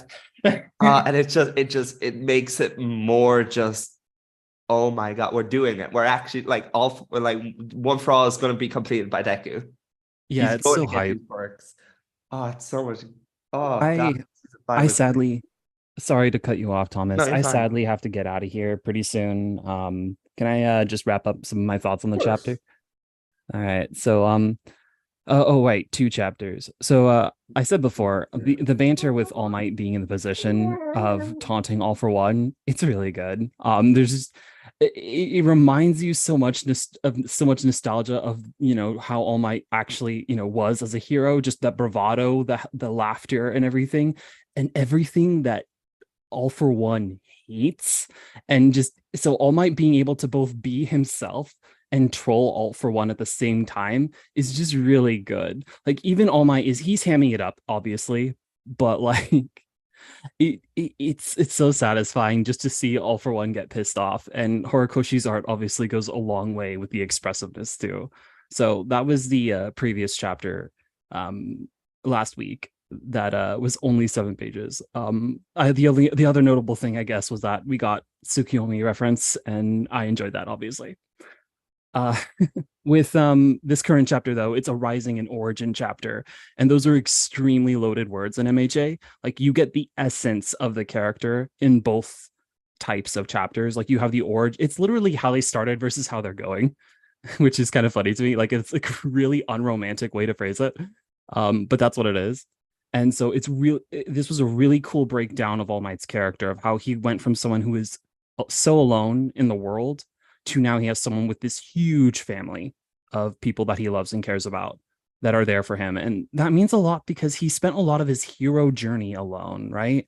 Like after he left David and Melissa, he was on his own in Japan until Night Eye, but he obviously left Night Eye behind. Like the struggle with One for All is that, you know, the people around you are not keeping up. But we see here, this All Might, despite being powerless, he is lifted up now. Excuse me. He's lifted up now by all the people around him. And it's a wonderful thing for him to see, for me to see, because you see him throughout the series actually being very sad about being powerless and all that. Like being on the sidelines hurts him a lot. So even though I want him to live a long, happy life after this, like I want him to feel content. But I also understand and respect that, you know what, he is in this moment right now, and to him this is everything he could ask for as a person. Just after having lived his life alone like that, in many ways. So, what was I going? Oh, right. So the 3-meter radius thing I mentioned at the very beginning. Not everyone was here for it, but I learned with an exchange with Rukatsu that the 3 meters, it's connoted with family. You know, everyone you can fit in your arms, you hug your loved ones, that kind of thing. I don't really think either translation quite like captures both nuances. I don't really like that Rukasu eliminates it in the fan translation because you lose the connotation with the tool in All Might's arms, right? Like in that fight, he's there with just this pipe that he has just to do his best. We're seeing that again in the future now, but he is equipped with a whole bunch of other weaponry. So like his 3-meter radius has expanded, and symbolically you see how he didn't have anyone before. So he just has the pipe, right? He didn't have a family, but now he has a huge family with 1A and, you know, all the, and David and Melissa and such. So I like that layered symbolism MHA has with both the physical and the emotional. And so I think both translations kind of struggled a little with that because it was kind of awkward in the official where Nana's like, you can only defend 3 meters with that pipe. And then All Might goes, my family is dead. And it's like, well, that's almost a non sequitur. But in the official translation. So that's a little frustrating. But then you don't have that connection in the officials. I'm sorry. But yeah, this was an emotional roller coaster ride. I've been a chapter. It's just really emotional seeing All Might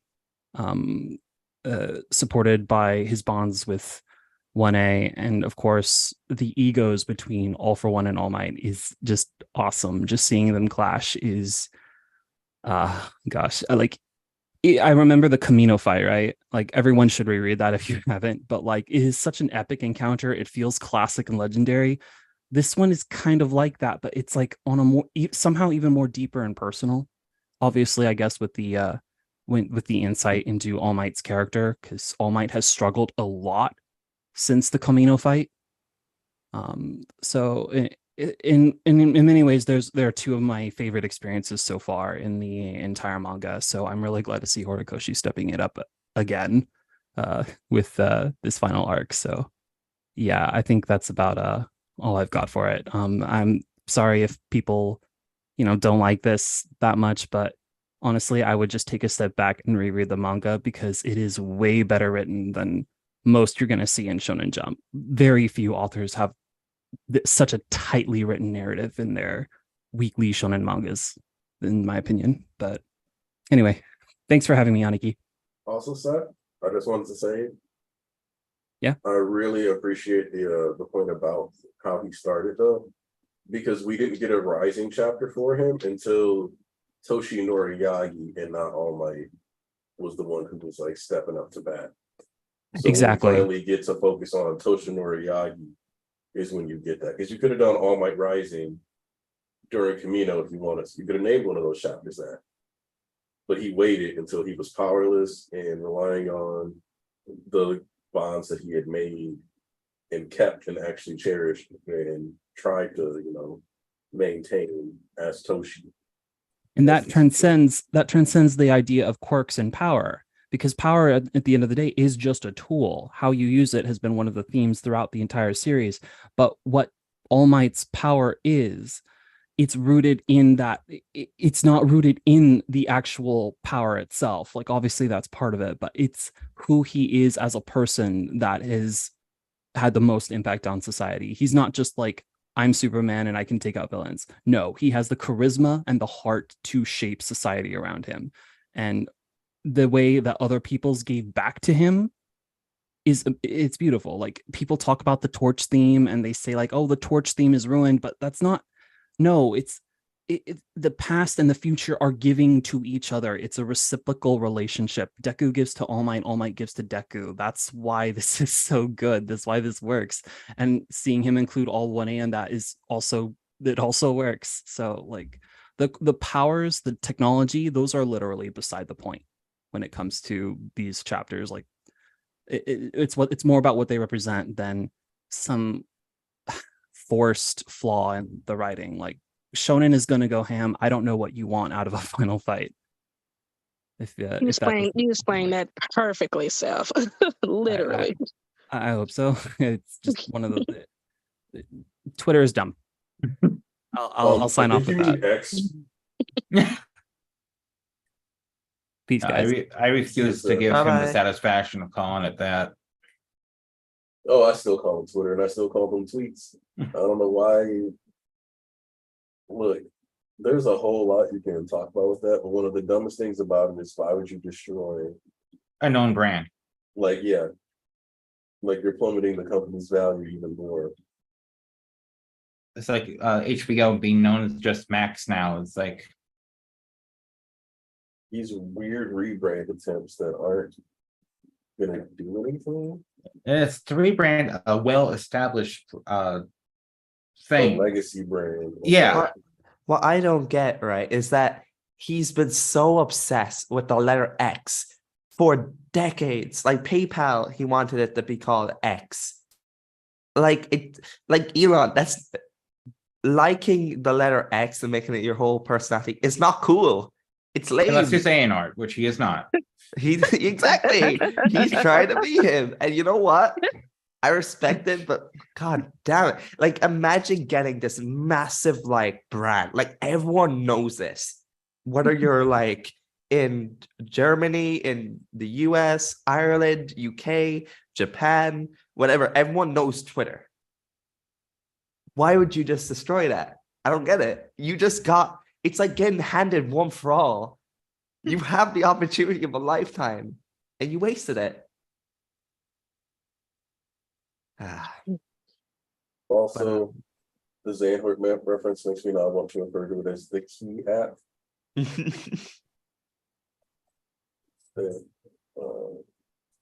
looking for that panel of All Might randomly leaving the base because I want to figure out which chapter it was in. You know, to talk about the Camino fight again, what chapters were those? Because I got a feeling that we might actually be like finishing the same fight literally 300 chapters later. It was around chapter 90. Let me see if I can find it. 89 according to the wiki. Was that when it ended, or is that when it started? No, it started. 94 was when it ended, I believe. Oh, okay. All right. So we're past that point then. Okay. I thought he was gonna try to like match it up exactly, which is this sort of thing that he would do. Hold on, but didn't this? Hold on. If that's the case, then how cheeky was he? So I saw something on Twitter the other day that like for One Piece's 1000th chapter, like a bunch of other manga creators, they did these like little short pirate themed one shots. And then the one from My Hero Academia, guess which character has a scar on his chest? It was Bakugo. Yep. Because he was meant to be Luffy. And then Deku was Roger, which I like his Roger getup. It looks adorable. Yep. But I do have a question for people here because it did pop up on the timeline and it is really interesting, even if Rukusu deleted the tweet. So we all know Alpha One has some sort of EMP, whether it is like an actual EMP or not. He used it alongside Shigaraki to break out of the prison. And I've seen people toss this question around. I wanted to toss it at you guys. How do you feel about it not being used here? Because I attribute this to Alpha One's mental state. Yep. No. Yeah, I agree with that. 100% I agree with that. His tilt. He's pretend like that's why it's so funny. That's why I'm like, no. All for One in every other fight was capable of getting inside All Might's head and riling him up emotionally. And you think back to like when Gran Torino, which this also is kind of like a real beautiful nod to the Camino fight too, because you can remember when he does the fake out, All for One's like, oh, an actual strategy, somebody's been influencing you. And then that's when he, gets rocked. So here it's like a complete reversal of the roles. Because All Might just charged at him at the beginning, like All for One immediately devolved into, well, I'm just going to throw power at him. Didn't even think like maybe I could just short circuit his armor and beat the shit out of him. He's just like, I got to run at him and show him that I have more raw power. And it ties right back into why All for One lost that Camino even. He blasted him around and then was like, all those blasts were to wear you down. I'm going to do what you did to me. And I'm going to punch you with this really big arm because you punched my lining off. Like, so it's like, you could have just shot him right there. Boom, done. You could have gave him the genius treatment, just blew a hole in him. But because he punched you, you want to punch him back. You got to get your lick back specifically how he got his lick against you. So All Might was overpowering him with raw force the entire time, so he's not going to try to be smart about this fight. Even though the roles have entirely reversed and the All Might is going to be crafty and using multiple strategies and bluffs and all kinds of other things to get inside All For One's head. Like if All For One just was like, I'm way stronger than this dude, it just blasted him into the ground, it would be over. But because he keeps pausing to talk shit, not realizing that All Might wants him to pause to talk shit, because then All Might gets to talk shit, which means that then he has to hear it, get emotional, and then keep, repeating the cycle. That's what he used to do to All Might to get his breathers. So it's kind of fascinating that they've like flipped the roles in this conflict almost entirely. And I love it so much. The shit talking that All Might is doing right now. It's amazing. I've been waiting to see it for so long. I mean, he's going out on his own terms, like whether you think he's gonna die or not, like he knows that this fight is life-threatening. So he's gonna have as much fun as possible. Because I mean, look at the damage he's taken. Like that, those are some serious injuries. Like even if he does survive, he's gonna be out of commission for a long time. And he's like, look, dude, I'm over 50. I think that's like him emphasizing like I'm over 50 is important here, because he's basically like, dude, I'm an old man and you're in your young prime body and you're still getting smacked. Like, you don't think that's odd that you just can't win right here? And often it's like, oh, well, I'm choosing not to just win, but it's like, are you? Or are you so blinded by how many times All Might has dunked on you that even when you have way more power than him, you still don't know how to just finish it because you're just so upset and distracted by what it takes to win?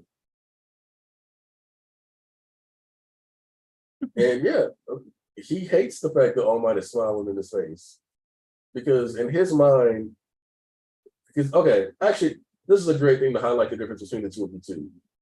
Because when Deku was beating the shit out of Shigaraki for one, and All For One was in control, he was like, this isn't fair. I can't use my quirks. You're just beating on me. This is ridiculous. And here you have All Might in his armor with a hodgepodge of tools and gadgets, hamming it up. So, this is what's kind of cool about this is that it shows that Shigaraki is as much influenced by All Might still more than All For One. Because dude is sitting here like Shigaraki, when he was getting his ass beat by all the heroes and he was getting jumped, he was still having fun with it. Like his arm got burned, but he managed to play pool with the two heroes mid-air and then pose on Endeavor's chest. Like, but when have we ever seen All For One have that much fun in a fight? Because even when he was dunking on Hawks and them, he wasn't having fun. Yes, Tunisia. Toshi might as well be a vestige in AFO's head. Rent free. I love That's that. so true. That is so true. I don't even know if I want to say rent free. The man has a condo. He's got a stake. He can sell it. Oh, that's what you meant. Yeah, no, AFO has never had that dog in him. Ever. AFO wants to be that dog. He wants to tell himself he's got that dog in him. But when the chips are down, AFO gets upset. AFO wants to cry. Shigaraki, Deku, Bakugo, like the thing that is setting him apart from everybody else is that either it's like, one, all the powers that he has are not his. They're stolen. Mm-hmm. So everybody else is like riding off their own power, and the only exception are one for all users. But the difference between all for one and the one for all users is that their power is typically earned in some capacity, right? Like there's like some small bit of trust that is given to them. So they have a gift that they are not wasting. So it's their power via gift. They have a mission and a purpose. They have validation. All for one is basically taking from everybody else to validate himself. He's like the ultimate embodiment of insecurity. So he hasn't earned anything. He hasn't trained. Like, All for One is that type of person who like grabs skill points and just tosses them everywhere. And like, when you think about it, when Bakugo is fighting, Shig for one, he's retracing fights. He's thinking about stuff. He's thinking about the way he's trained or practiced. He thinks back to like stuff that Deku went through grinding to get better with his power. Even him working with the cluster is like an application of his power that he had to develop. So it's like, I know I can do X, Y, and Z because I've worked hard to do it.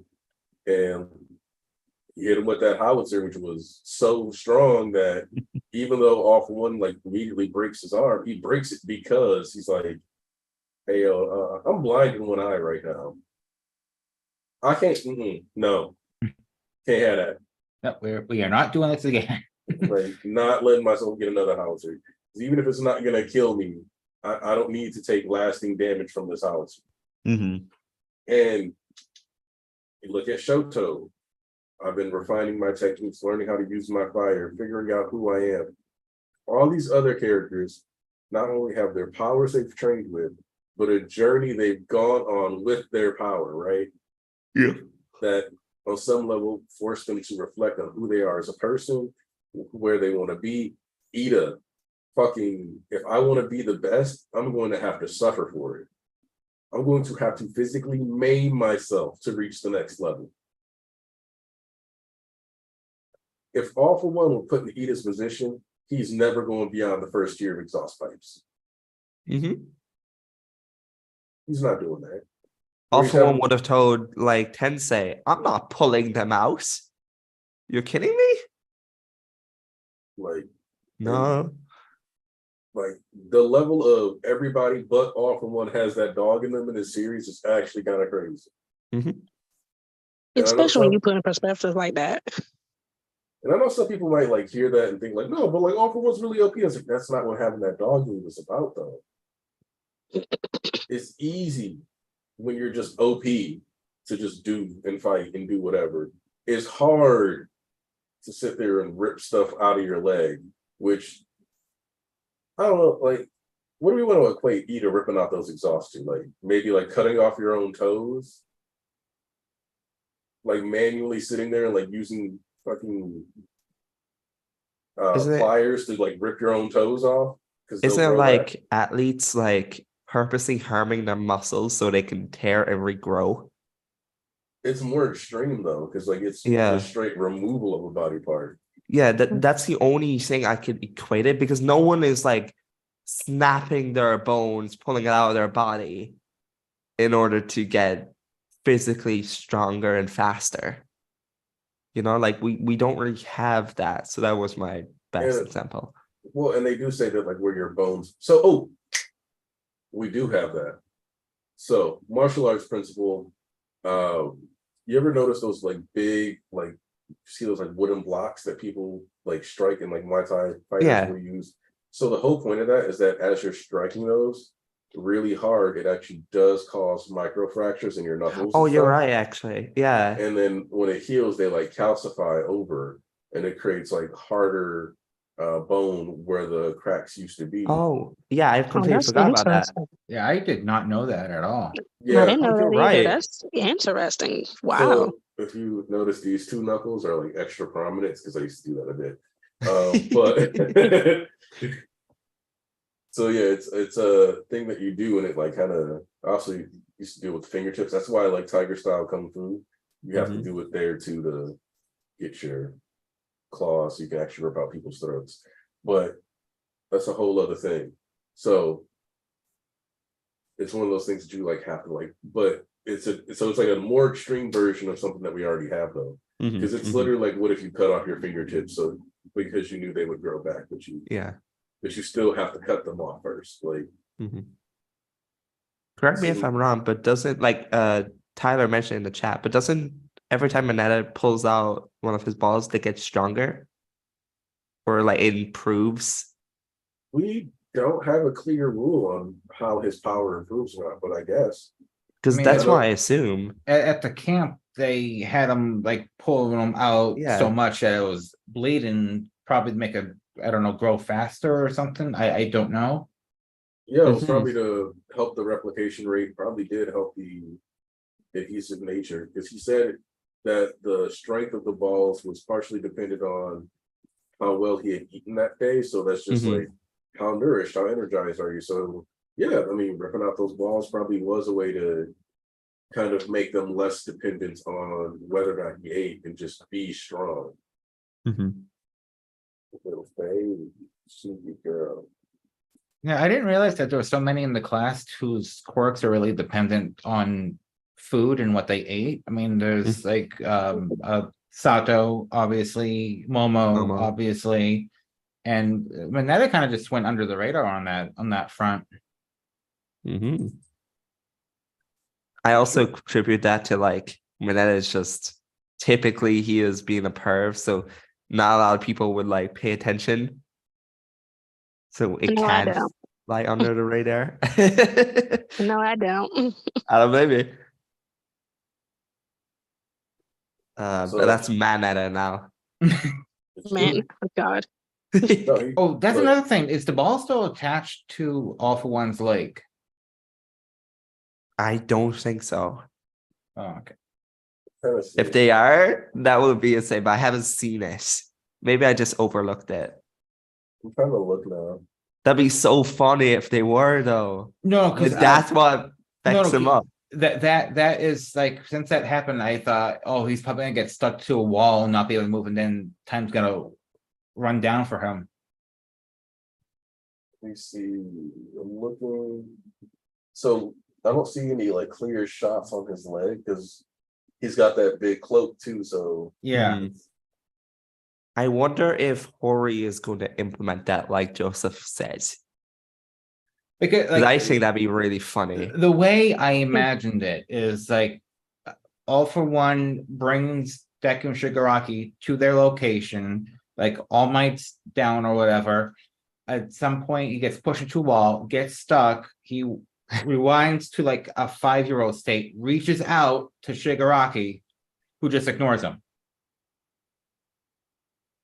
Mhm. And then I get to make all the jokes about how Eri killed All for One. That'd also, be pretty dope, actually. Mhm. when doing the count earlier, I think I stopped at 11, and then I said, well, you can count it as 12 because there's the extra little bird. But I think we should also probably count the extra arms as a shoji reference. Yes. And there is a tail on the suit here, so that's also Ojiro. So we've got about 5 to 6 more student references left on the armor. Oh my god, I didn't even notice the tail. Oh Which- my god. He's also got Wow. the cannon on his hand. Yeah, So I noticed the that's- cannon. So That Ayama. could be Momo. Yeah, that, I mean that so- too. Which you could argue that the armor itself is Momo. Like, Yes. Yeah. So the cannons on both hands though could be references to Bakugo or Shoto. Yeah. So we are like the next chapter is probably the last bit that we get with All Might pulling out student cards. I hear a laughter. That feels Yeah, like I smoked that fire. Pointed out what I said. I didn't even realize. I saw that my boy Gosh. said he hates that sentence, and I was like, what sentence is he referring to? Yeah, I was And like, then- wait, what you mean? Yeah, that's fair. That's fair. That's a sentence you can hate. I think that's a Yeah. fair sentence. Yeah, you know what? Valid. Which I was looking at Camino too, right? Mm-hmm. Because I was trying to see, because we were like, oh, we couldn't pick it up, right? So the fight technically ends in 94, But chapter 95 is when they're like, All Might is done. And he's like Yeah. sitting in the hospital bed. And then 396 is when All Might is not, like stepping out with the armor, putting it on and getting ready to fight. So it kind of does still start where it like left off in Camino, where 95 is them both going to their respective corners and 396 is them being like, all right. Look at you, jumpy girl. Actually, Kendra, Yes. since you joined the call, I want to ask, how do you feel about All Might versus All for One? Well, Peak currently, fiction. Peak fiction, valid. as the youngins would say. That's Peak That is fiction. what they say. I have no problem with the Iron Might thing, because like Aniki's been saying for a while now on his streams, that ever since we saw that briefcase back in the Deku Black arc, that this was a possibility. And I've just been very excited to see how it would accommodate to that. And I haven't been disappointed at all with what Horikoshi has in store for any of this stuff. It's just been amazing. I don't know if you did what I did, because I didn't read 397 last week. So I read it this morning along with 398 all together. When you read it back to back like that, it's just, I don't see how anybody had any problems with this. Like, are you not entertained? What is the hate about this? These chapters? You're not Are you insane? entertained? You know, You're not entertained with this? they do feel like one big chapter. Yes. So It's been great. I'm loving All Might just trash talking AFO like this, just truly trolling him. This is honestly like revenge from Kamino, because he was talking all that shit back then. Now All Might come back with his stuff because he's feeling himself, because he know he's that guy, been that guy for 40 years. I love it. I love it. It's like, also, This is peak. even if you beat All Might here, does it really count? Wait, what'd you say? Does it really matter if All For One beats All Might here? Like, for example, like as you guys know, I've been playing League more with my wife, playing League more in general, and for the like, it's kind of like All Might. Yes, is he like almost undefeated? Basically, sure, but there's a difference between beating All Might when he has One for All and All Might with a bunch of gadgets. Yeah. It's kind of like, yeah, like I've played against people in League before where I like dumpster them 3 times in lane, and I'm like, and they're like, wait, what just happened? And I'm like, you don't play that champion a lot, do you? And they're like, no, I just started trying to learn him. And I'm like, okay, well, maybe I'll tell you some stuff about how to win later. Right now, I got to finish beating. But it's not the same as like beating somebody who's playing a champion or a character they're good at. This is the same thing where it's like, you're beating him way post prime, dog. Like nobody cares if you beat All Might relying on armor because that's the only way he can even kind of fight. You're beating like All Might has a handicap placard in his car. Like he gets the closest parking spot when he like pulls into Walgreens to pick up his meds. Like, what are you saying? I'd argue that if All For One kills All Might, right, and he beats All Might here, there's not a single citizen, hero, or villain, mind you, that would be like, oh, you did a good job. Oh, congrats. No, you killed not only like a quirkless man, not only just like a person who isn't a hero anymore, but you killed All Might. Back then, before like All Might, when he was doing his symbol of peace duties, yeah, it would be something to say. But I feel like All Might has cemented himself as a legend in the world that not a single like villain would like applaud. You're kind of doing this for your own gain, All For One. Like no one's gonna tell you good job. Absolutely. I agree. Pathetic. It is pathetic. And I just find it so symbolic that All Might is literally quirkless, whooping on him, and he can't handle it. It's Mwah, chef's kisses. It's really just chef kisses. It took Also, this. Yeah. the final page of 398 is the four boxes, like with the just all their faces like caught up in the throes of combat. Oh, you It mean is the Deku Shigaraki, All for Yup. One, and I love him. I love these so much. It looks like a fighting screen, like the loading screen of a fighting game. Mhm. Yep. And you can still see the black whip wraps around. Yes, because like originally, like when we last saw them go at it, like Deku, like Shigaraki broke out a black whip. So now that we're getting like little crumbs, little teases of that fight, we now know that Deku managed to attack him with black whip again. Oh man, once we get back to that, that's gonna be so game changing. I feel. Because I kind of feel in the middle, because like we kind of would have to go current instead of like, oh, what happened while we were away, which would bum me out. But at the same time, as long as we get to see Deku versus Shigaraki, I don't mind if we start off, but like I current kind of time. want us to get like a month break before Deku versus Shigaraki starts I would love that. properly. I would love that. I want him to put his whole artist-ness into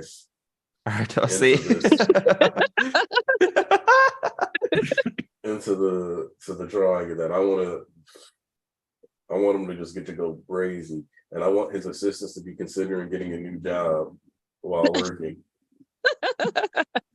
Facts. Like I just want the man to get to go ham. Like I need him to be well rested. Yeah. Well rested for this, because these crumbs are just. I can wait, but it's barely because it looks so good. If he does another series after this, he needs to tell Shueisha monthly or GTFO. For real. I'll follow Tabata over the Jump Giga if you don't give me what I want. Which, hey, I respect Tabata for knowing what he needed to do. Yeah, and apparently there's a chance that they might change the Jump Giga monthly so he could finish, because I guess they did the same thing for Gintama. Okay. Because how long is the wait? Giga is typically once a season, so 4 chapters a year, or four. It's released 4 times a year. Oh. Did you ask how do you read it? How do you? Because I know Black Clover is not on Jump anymore. So where can I read it now? Well, it's probably. I think it's still on the Jump app, but it's just they haven't released a new chapter yet. Ah, gotcha. Because last week was the final week in Weekly Shonen Jump. Yeah. Right. Okay. It's kind of like Hunter x Hunter, where they just. Well, I mean, it's a little bit different with Hunter x Hunter. No, because I know Hunter x Hunter has been officially removed from the Jump magazine. Like it's no longer listed as being on hiatus. It's just no longer there. And so, like, technically, officially, My Hero Academia is the second oldest series in the magazine, only after One Piece. Oh. Yeah, current running would be My Hero.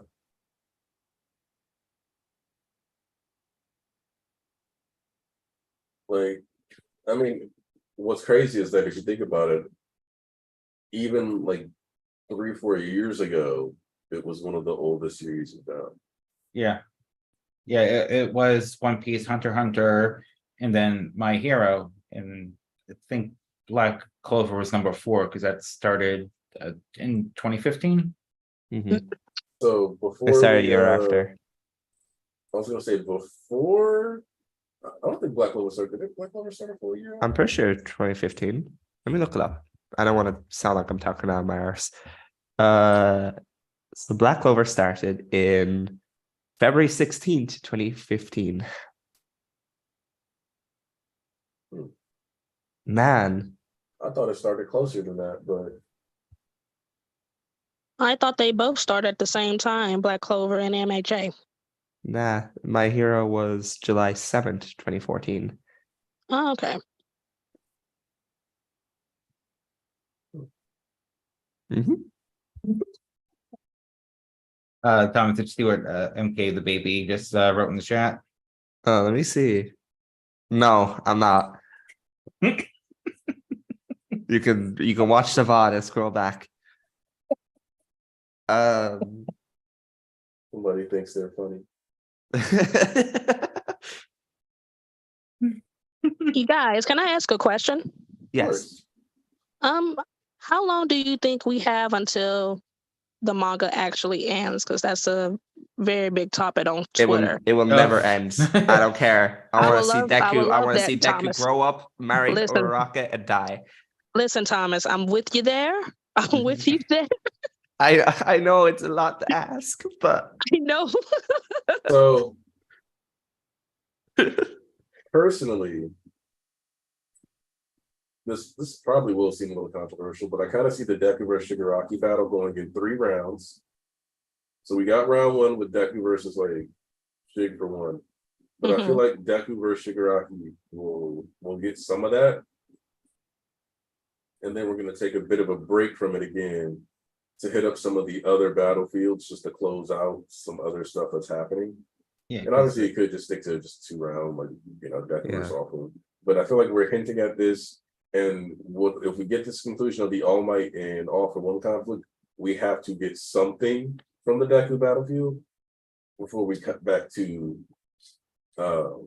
what's going on with Aoyama. Because so if it was just Aoyama and like some nameless hero at that battlefield with Kuneda, I would not expect us to cover it.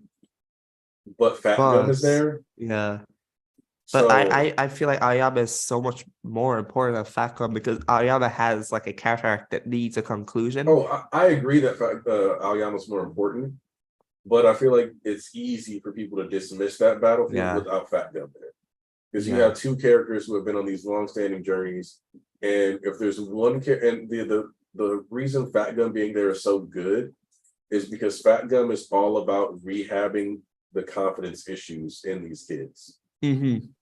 So the self-worth issues that exacerbated this, the feeling of a lack of place or belonging brought on by what all that happened for Aoyama, Fat Gum is the perfect character to put him next to help him kind of rehab some of those self-image issues through this final battle. Mm-hmm. So I really want to see how that's executed. We know that Sarah was supposed to get some kind of moment. Yeah, we haven't seen him in I a only hot view minute. that I view that being only a few panels while the Aoyama because like he didn't want to do something cool with Sarah, so I can see it just being like a cool Spider-Man reference or something. But with Aoyama, especially like because we're currently focusing on All Might versus All for One, I kind of feel like we'll jump straight to Deku versus Shigaraki afterwards, and we'll only see Aoyama versus Kunihida with Fat Gum. Like some type of dialogue where Deku thinks about Aoyama. Like he pulls like Deku versus Flecturn, where he thinks back to Bakugo versus like the what's their names? The twins, and then Shoto's fight versus Leviathan. And then you see everyone across the world. I see that type of thing happening. It's so good. Like I can't like recommend it more for a rewatch, especially when we're getting so much closer to Deku versus Shigaraki being shown to us. If we get the United States of World Smash, I think we're doing something much better. Also, I don't care what anybody says, that super trippy boxing thing he did when he was like, oh, and the like he was hitting the reflection like wall. yeah, It's so cool. What a fight. I love that movie so much. Oh, I don't man, care if people hate me for that. It's top tier. One of the wildest Twitter takes that I saw was somebody was like, Bakugo's fights against the twins seem sexualized to me. What? Like the way they emphasized his chest and he was all bloodied up, and I was like, I remember that take. I never saw that take. That was wild. I'm like, what are you talking about? I'm like, bro, you just told us your fetish content. Yeah. That's all that just happened there. Oh Because gosh. like I was watching my boy get sliced up, and I was like, damn, why he get stuck in a 2v1 though? Yeah. The only You can- bloody stuff I noticed was him losing blood and the bloody eye. Yeah, because there's a shot I think where she's like charging up an explosion. Yeah, Or his does that shoulders anime are thing where like, they like kind of like hyperimpose like the chest Yes. and like shoulders or whatever. But I'm like, really? You gonna act like that's corny content? you know what? Discussions with Bakugo either are just like negative, the H word, the bonk, or just him being cool. I try not to talk about him at that much on Yeah. Twitter. If I see like some slander or anything, I've come to the point where, Bakugo slander is funny because for a long time I didn't care for Bakugo, but he's the little gremlin growing on me Yeah. over the past year or so, Like a before he died parasite. and stuff. So yeah, Wow. so I have My to boy dirty. listen, Anarchy. He's in my top 15. He's 15. Oh, I was talking So- about what Joseph said. Like a I was parasite. about to Also, say- That was a joke. Yeah, come I'm on. about to say. also, Kendra, I just need to make sure you're reading Mission Yozakura Family, right? Wait, say that again. Kendra, are you reading Mission Yozakura Family? Oh, No. I Oh. got to restart that because I read it like some years ago. Heard it's very good right now, so I need to restart it. Yeah, I'm gonna need y'all to get on that. It's real wholesome, For but also has good action. I've heard. And some crazy art every now and then. They just put the whole artistry into it. Thank you, my wife. I've been slowly reading Bleach. Hey, Oh yeah, that's great. Hey, let's Yep, go. Yep, I accidentally That's ruffled some great. feathers in the Kubo section of the Discord because I legitimately thought that the TV psychic was made up for the anime, and I was very surprised that he was actually in the manga. oh Yeah, yeah. I saw that Don't message. yeah. He's real. Mhm. So Don Kananji is canon, but you'd be forgiven for thinking he's made up because there's a lot of non-canon Don Kananji material. Yeah. in Oh, the yeah. anime. That's A what I lot of think. people with him in it. I think Elvis said that in the Discord. I may have been confusing him for someone else, but Yeah. someone mentioned that. So Because I started Bleach with the anime and I ended the anime with the end of Soul Society. I moved to the manga. Right. And even I was like, oh, he's not filler. Like, what you mean he's not filler?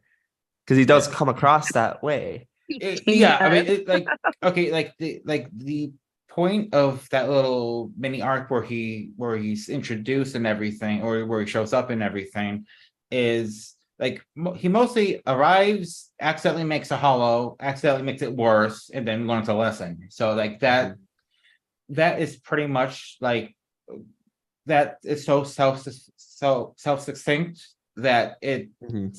just feels like a anime only episode. So yeah, I mean, I just haven't really had a whole lot of time to read it lately, but like I've been enjoying it.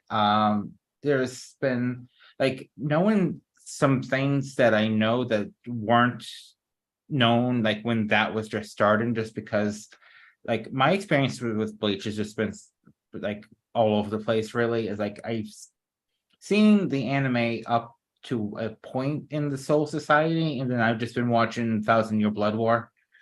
So like I know about Ichigo's dad, like him being a Soul Reaper, and just stuff like that. So just like seeing that reading the beginning with that later knowledge, it's given me a different perspective. Mm-hmm.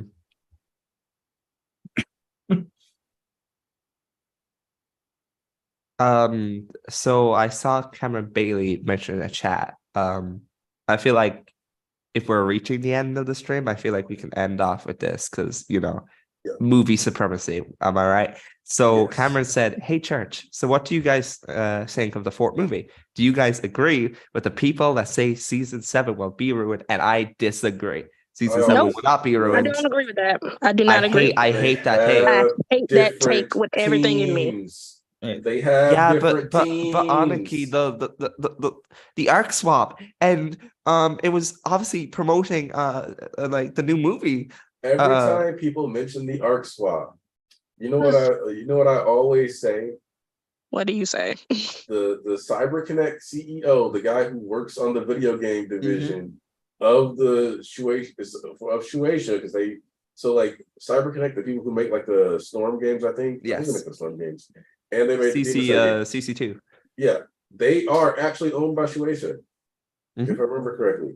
Their CEO was the one who tweeted out during My Villain Academia, "Oh, this is like taboo to be like spending so much time with the villain's growth." Blah, blah, blah. During season 5, I quote tweeted that nigga, and that shit got deleted. Yep, I remember that. I remember you talking about this. I remember this. So I saw it in real time too. During My Villain Academia, Crazy. and people made fun of him for it. In fact, somebody was like, basically said all of Jump was trash except My Villain Academia at the time, and it was a Japanese fan. I love that. So that tweet got quote tweeted and then got deleted, and I'm like, why would he delete a tweet from a random American? Like, delete a tweet that got quote tweeted by a random American talking about the production cycle issues, if that kind of mindset wasn't a part of the production cycle issues. Yeah. I do think it's kind of just silly to put all the blame of season 5 and like, you know, every season ran along the movies on the movies, like putting the blame on one, like, okay, so everyone one thing forgets is silly. Everyone forgets about the impact COVID had on season 5's production. Yes, And I do thank mean you. everyone, because I made a whole video about season 5, and I forgot to bring that up. Yep. Yes, thank you. Everybody forgot that COVID kind of impacted a lot of the anime industry at the time. Yeah, I mean, And- Mugen Train is like largely credited for actually saving Japan's theater industry during that time. Hmm. Like, it did a lot for them, so it's wild how people like it has, and that's partially because people get like being hyper negative will get you like traction on any social media platform. Like, if I wanted to grow my channel, I could probably just sit around and make videos bashing stuff all the time, and I'd probably start getting a bunch more like clicks from people like who like rage bait and stuff like that. You know, this is actually why I was planning on doing a video about Demon Slayer's second season, but I don't know if I even want to, because I don't want to be too negative. I mean, I'm sure I would get more views. I mean, it's weird because like I spend all this time making videos like that get like no views, and then I crapped out these glorified shit posts that get views by the hundreds. Like Ridiculous. That's like, ridiculous. yeah, I mean, oh my god, my the Bleach 1,000-Year Blood War 20, it's 25 seconds long. I use videos from Hellsing Ultimate Abridged, and that got over 800 views. I love that for you. And Oh, then that's like funny. the video I just posted last week of me recommended manga has like 23 views. Mhm. Hey man, So- people love shit posts. What can I say? Yeah. I just don't understand that though. This love for being negative and slander and everything. I know you guys see me just going crazy on Twitter about it. Yeah, Like, why do absolutely. you feel the need to do that? Like, what do you get out of this by slandering a series and then uplifting another and all this other crap? I just 15 seconds I of don't know. fame. They get to Yeah, get their the opinion, clout. like, and be seen by a bunch of people where they're going to like validate their take for like a few seconds, and then they're going to go about their day. It's you know, I don't know. The clout is one hell of a drug, I It guess. really is. That's ridiculous to me. It drives me insane, and I know I be trying not to retweet anything. Tyler, like, Kendra, just stop retweeting. Don't even give them any attention. I'm like, I know, Tyler. I just can't help it. I be trying to spread positivity about this stuff. So, like, you guys need to just look at things for your own selves. and make decisions on how you feel about it. Don't just shit on it because everybody else shitting on it. You know what I mean? Yeah, I do have like a comedy. I guess you could call it a shit post planned for JJK, but it involves manga stuff, so I'm not really gonna get into it. Is it But- to do with the honk shoe? Me. No, The CP memes. No, it's about that Polygon article. Oh yeah. The female character one. Yeah. That's So, funny. Look, I'm sorry, but that arc is paying zero dividends and it's hilarious. Mhm. That arc, that article has done so much because I noticed a lot of the issues that people are complaining about now with that stuff years ago, where I was Mhm. like, I don't know if you guys have noticed, but all like there was a critique Kubo landed too, where like in an interview where he was like, a lot of them have really similar personalities. And yep. So it's like they have really similar personalities, but then if you look at like the way match cards line up, a lot of them don't really get to shine in the same way, with the only exception being like, Toji #2. So The Yes, praise that Maki. JJK gets for having the gold standard on women in shonen manga really tells me that a lot of fans just view women as like they're only cool if they fight, which is so like weird to me, because one of the coolest female protagonists in all of manga is, well, one of them being Uraraka, but another one being a little person called Orihime. She's My so girl. cool, and My she's baby not girl. constantly fighting. She's not a raw spy Kino merchant. She's just a very interesting character who has cool moments, which we'll see in core 4 of the 1,000-Year Blood War, because it has one of And my they favorite hate like her. moments from her. oh, see, I'm really And excited. they hate her. Like I'm Yeah. like I said, my experience with Bleach is weird because like I'm reading the manga, but I'm at the very beginning, so I consider myself anime only for the 1,000-Year Blood War, which is really weird because I'm jumping like into the final arc without really knowing much about the series. But Yeah. I'm actually not as lost as you think I would be. As long as you get to the Fullbring arc, that's all I care about, because it's my favorite arc in the series. Yep. Fullbring arc is way better than people give credit for. It's so good. Yep. Very good. Very good. To me, the Fullbring arc is another example of why shonen escalation happens. Mhm. Because if you find a way to reset the power levels, people end up just way less happy. Yeah.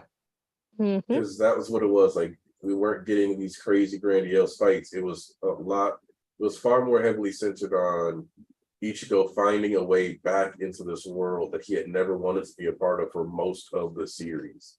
Mhm. It's why I like Ichigo more than Luffy and Naruto. Like when people talk about the big three, because I'm like, dude is just some kid that got sucked into this stuff. Mhm. And yeah, he does, like, people like, he doesn't have goal. It's like, no, his goal is to be left the fuck alone, dog. Yep. Like, That's it. like his goal is not to be, head captain. Or like the Soul King, or Or like the Soul King, the or king living of Soul the Society. king of the Shinigami. Like, just because a protagonist doesn't exclaim their goal, their desire, like, I'm gonna be the pirate king.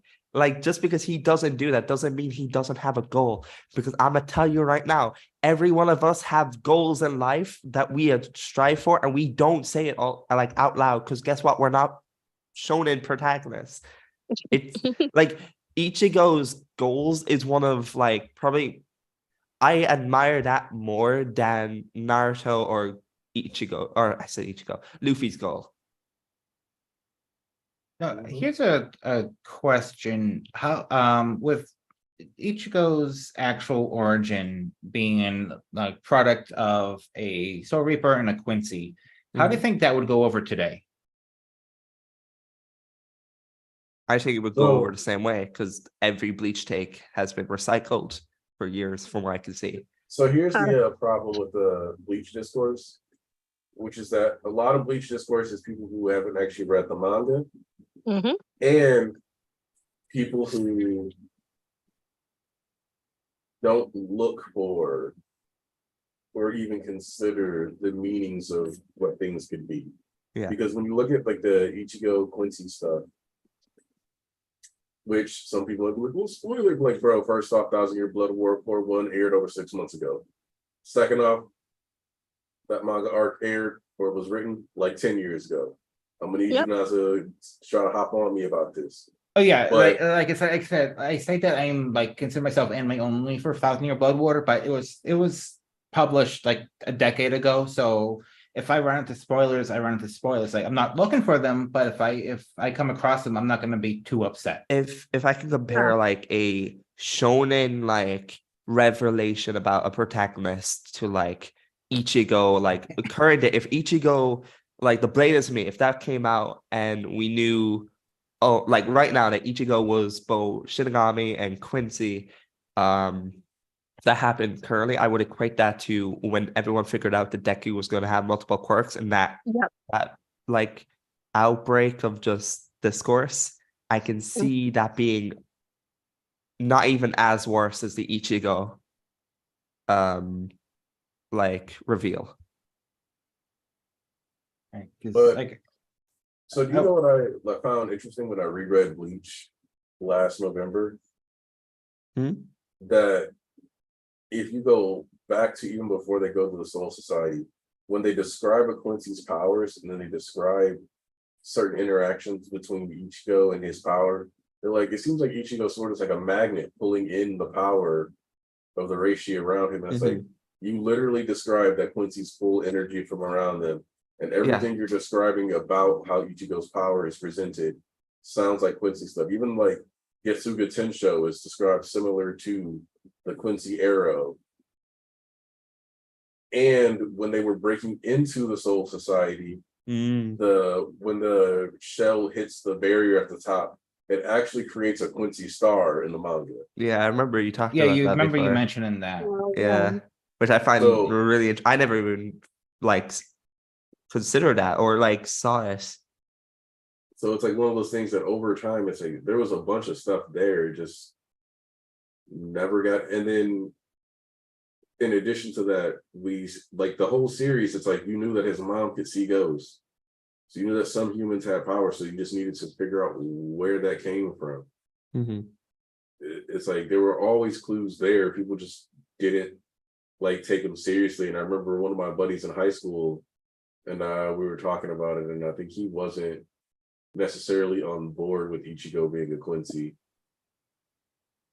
And it was kind of like the Tobias Obito thing. I had conversations with people about that in the past, got shot down, and then had some people like, and then be like, well, maybe I'm just wrong. And then it was like, no, I was right. All right, cool. But Okay, because I would say like my biggest issue with, again, from an anime perspective, with 1,000-Year Blood War so far is I just find the Quincy's as the villains to be extremely boring. Like Aizen showed up like 3 times, mostly in flashbacks, and he just like captured my attention immediately. This is without even seeing or reading any of the stuff that he's done in the series previously. Like the only what are they called, Sternretters, that I've like really been really interested in was Mask the Masculine. That's just because he was so goddamn fun. How'd you feel about Grammy? Which one was that? The one who fought Kanpachi. Oh, the imagination guy. Yes. Yeah, I did like him. He was fun. It's a very creative power to have. Truly. Because I had the same like complaints, but there's only like a few Sternritter that I actually really like. Like I love Basby. I love Asnos, simply because of like when Rukia fought him and used her Bankai, like that moment is incredible. Was the Bankai new to the anime? 'Cause I know the Candace. anime I love Candace. added. I know anime added a lot of stuff. Because I guess like Kubo's health wasn't the best at this time, so he kind of, sped through things that he probably shouldn't have sped through. But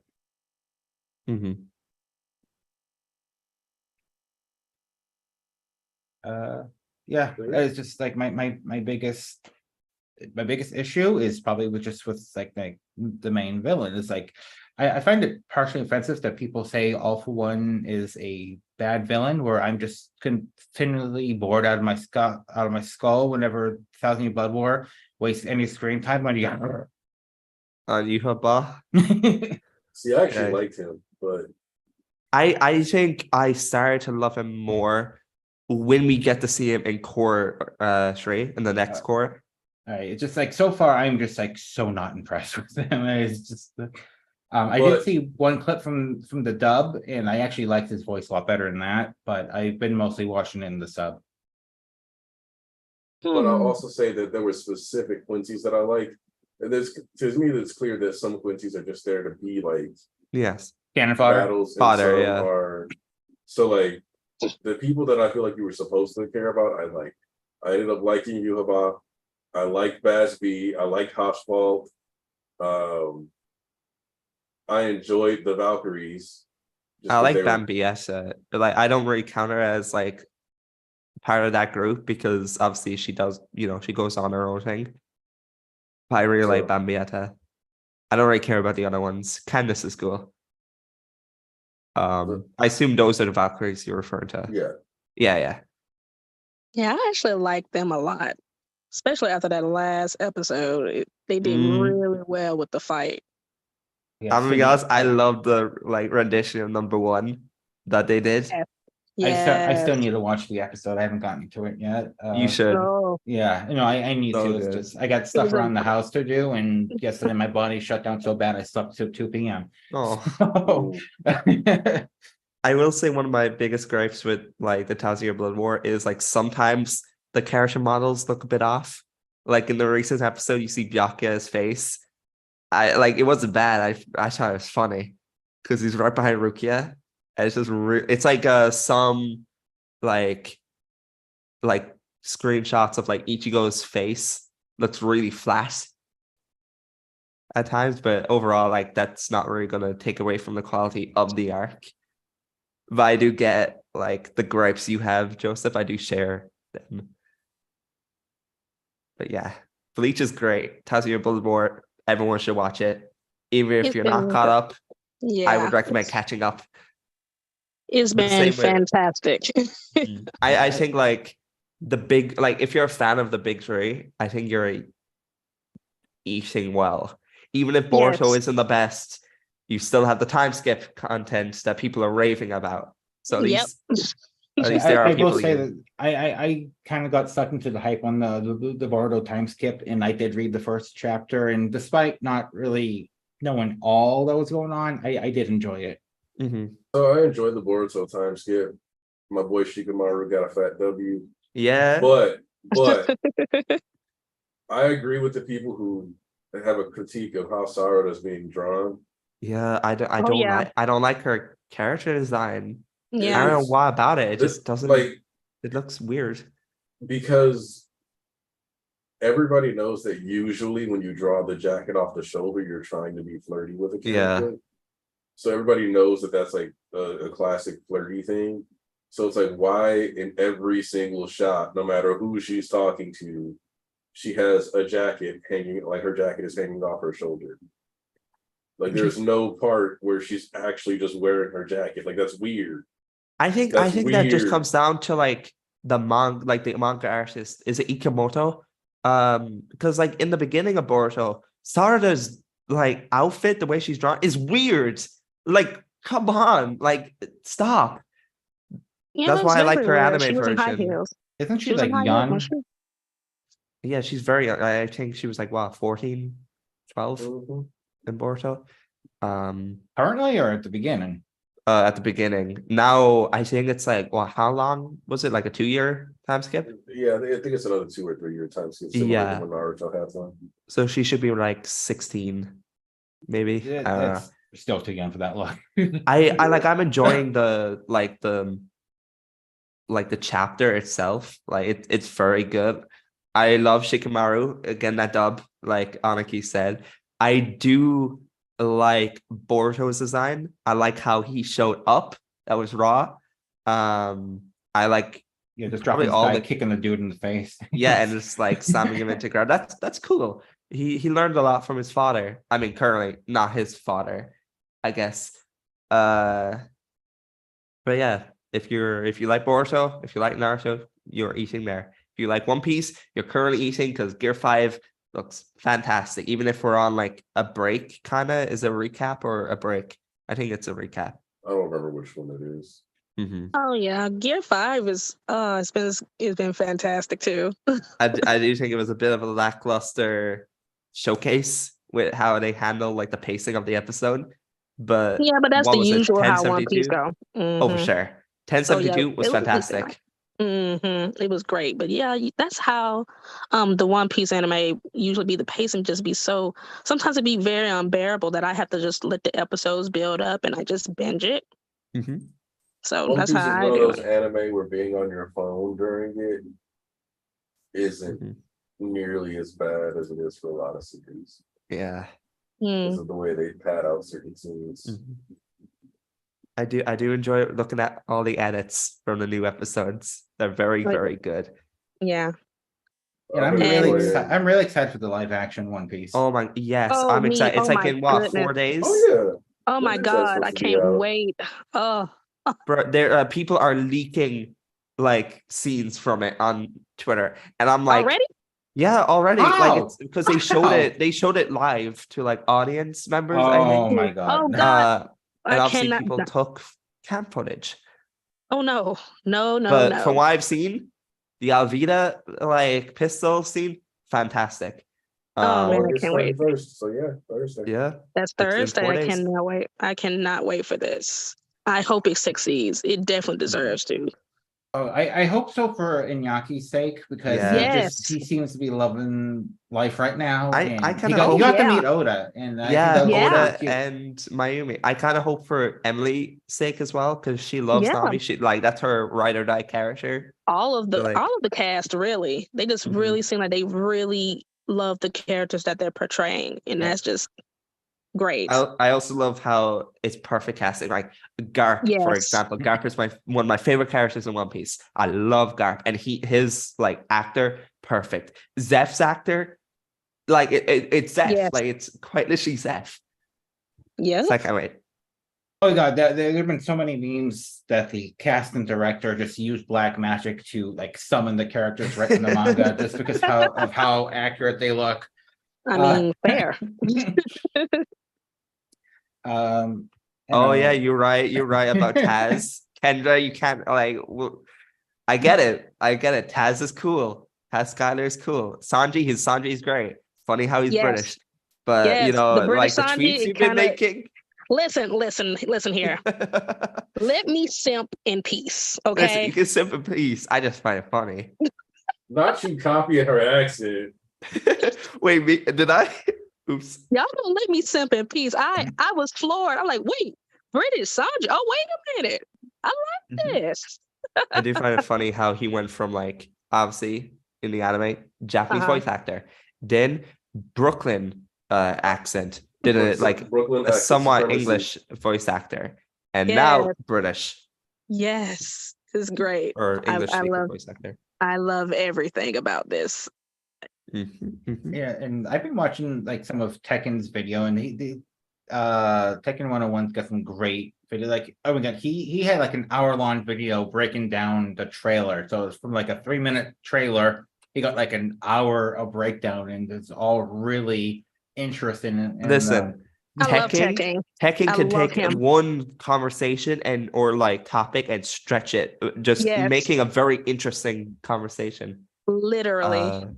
I love his He's great. I videos. love Tekken. Okay, and like Same. he brought up the transponder snails, and like there was a clip, like a picture of Garp using one, and like that just made me think that like for kids they just try too hard with the guns. Like they should have just pulled a Fox Kid Spider-Man, just made them all laser guns. Because if everything that happens in that series, are you gonna look at someone with a laser gun and just go, well, now my immersion's completely broken? True. Well, I guess, but lasers ended up mattering in One Piece, so Oh, they do. Okay, well, Mhm. never mind that. Okay, again, like I. Oh, sorry, spoiler. Well, I mean, like again, it's like it's a 25-year series, and I barely even scratched the surface of how like again I have yet to get past Arlon Park. So, and it's Wait. not that What? like yeah. Wow. Yeah, no, I've tried so many times. Oh god, I tried watch like I was watching it when I got my dog, and I just at the part where it was the dog episode with and let's say my dog has some Oh, choo very choo. yeah, let's just Oh. say that my dog has some very strong opinions about that episode. Um I don't know if it was because he saw a dog or if he saw someone being mean to a dog. So Oh, Oh man. wait, Anike, I have a question for you. What's up? You mentioned the lasers. Are we talking about that specific character, or I are you just meant talking? lasers in general end up mattering, so that's why I Uh, couldn't work to that's fair. laser That's it out. fair. Because I was like, are you referring to Kizaru? Because that's fair. I'm pretty sure Kuma too, right? Or am I remembering? Kuma, no, you're thinking of the pacifista. Yeah, Pacific. That's it. That's it. But yeah, yeah, it was like through Tekken's video that like I learned stuff that I really shouldn't know at this point. Garp apparently being Luffy's grandfather. Mhm. Right. And like again, it's like it's series that's been going on since 1997. It's like I'm not gonna be mad at getting spoiled for a series that's been over 1,000 episodes, over almost 1,100 chapters. Yeah, it's really hard not to get spoiled on One Piece, especially with how big the community is on Twitter. Like everyone knows that Akainu loves donuts, even more so than Katakuri. Okay, and I did see a tweet. I remember. I don't remember who it was from, but to mention just to demonstrate how long running One Piece is. Gear Second was around 300 chapter 80 something, Mm-hmm. and like the final arc, MHA's final arc is just like barely past that. Yeah. So Things are different these days. People are yeah. You know, I do think that the series overall being significantly like One Piece, Naruto, Bleach, that was from the era where you have to run at least 400 chapters to even be considered a successful run. And I am glad that we're past that point. Like Demon Slayer was just over 200. Mashal didn't even hit 200. And I think there have been a couple other ones as well. But it's just things are changing, and I think it's changing for the better, especially for the creator's health, because that's always been a big issue. You know, like now that you mention it, right? Because One Piece obviously very fucking long. But I was like, okay, so what? Because obviously we're in chapter 398 of My Hero. So what happened in One Piece 398? Let's see if like we're really far into the series. That chapter had, Luffy tell Usopp, with the flag. Like that's where One Piece was with My Hero is currently. And that's like what, like halfway through pre-time skip? I would say like 60 to 70% of the way through. Yeah. That's insane. Compare that to now. Oh my god. Wow. I didn't even realize that. I really think after One Piece ends, obviously you have Detective Conan, which obviously Oda views as like his rival. I think after One Piece ends, long form manga like One Piece will not exist because it'll be rare. Right? It will be the 1%. Yeah, no, like it's not sustainable as far as it's not good for health. And honestly, how do I phrase this correctly? I'm surprised that he's managed to keep it up for this long. It's not particularly necessary, but also, so I don't know. I just don't think it's like something that's gonna like why would like I don't think people want to just do one story either. Yeah. Yeah. All right, I think we're gonna start the wrap up. Mm-hmm. So let's go, Thomas. Final thoughts. I love this chapter. I love everything about All Might currently, especially that page where he's just laughing at All For One's face. Like, I'm gonna be honest, if we all had that opportunity, we take it. I love All Might, just especially when you see him just reliving every single moment in his life in that one panel. It really comes, it's like when you're about to pass away, you see your life flash before your eyes. But he's just reminiscing about the past, just enjoying himself. That kind of just, it's so much better. I really love how Hori's drawing the armor. I could tell it's such a pain to do, but you can tell he's loving every single bit of it. I love the vestige, my like realizing what's happening, like seeing on my face All For One with like no holds bar, just it's so good. I'm really just mad at Hori for just teasing me with the Deku fight, but you know what? For giving us this, I will forgive you. I speaking of Deku, I love how where All Might is currently, even if it's not the same roof, it's still a roof in Tatooine Station. I'm pretty sure it's the same roof. I will believe that even if it's copium. I love just him thinking about that moment, thinking back, and then him thinking about the stain talk. It's just great. I also love how Hori just conveyed, especially when you see like Tatooine Station, how All Might just bounced. Like he went through the building, hit above the bridge where the giant villain and Comrie fought. And then he bounced up towards the rooftop. I think when people want to see the All Might versus All For One fight, like I get it. But I think I'm getting more enjoyment seeing what happened that day with Nana than I would have had with the All For One fight, if that makes sense. Like just seeing, because you can like take every little bit of information, especially with how the anime expanded that scene in the Kamino fight, like grabbing that, and then you have the talk with Stain where you get to see like All Might run out, run into danger like Deku did, and then you can tell that leads into this talk with Nana here. Just seeing everything about what happened that day is great because obviously it's a callback to chapter 1. I can talk about like All Might saying like what was it? Everyone's got a tough enough time with their own 3-foot radius.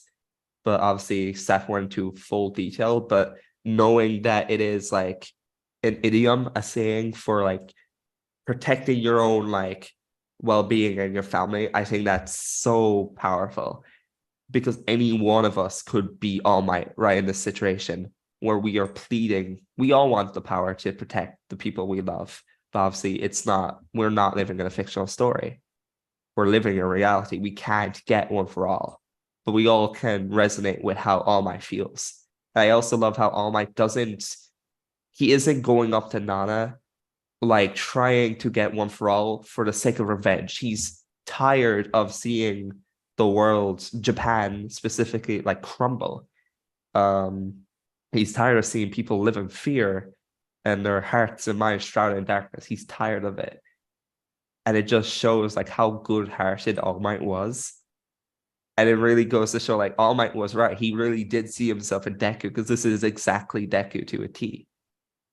I don't know, like Kendra said it, and I agree. Like, how can you hate this content? How can you hate seeing All Might, a quirkless man, like suit up Tony Stark style and fight just the most powerful man on earth to him?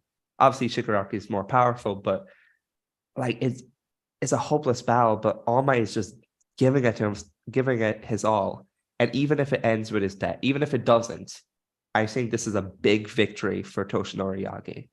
But yeah, this entire content is great. I can't wait to see what we have next because we don't have a break. We could have a break. My copium is wanting me to believe that we we'll get a new chapter next week, or I guess in the leaks in a few days. But yeah, I'm just excited. But yeah, make sure to like the stream, everyone. Stay safe, drink water, eat some food, and I'm done. Joseph? So I'm gonna say something that might be a little controversial. Is I'm actually enjoying this fight more than the Camino one. Like that Camino fight was a great fight. I don't know. It's just maybe it's because it's the end of the series and just seeing like this is the I don't hear no bell portion of their battle. I feel. Again, it was just a great chat. I like injecting All For One with acid. It was just hardcore.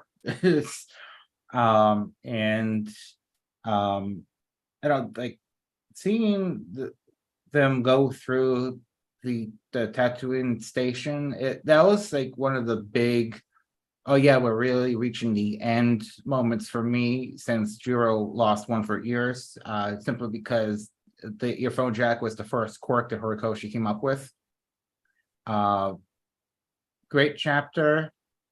Really excited to see what's next. Like Thomas said a lot more than I ever could with what he did. So I'm just really enjoying myself, really enjoying the series. Can't wait to see what Hori comes up with next. Kendra? It's interesting here. Kendra? Oh, Did you run yeah? away?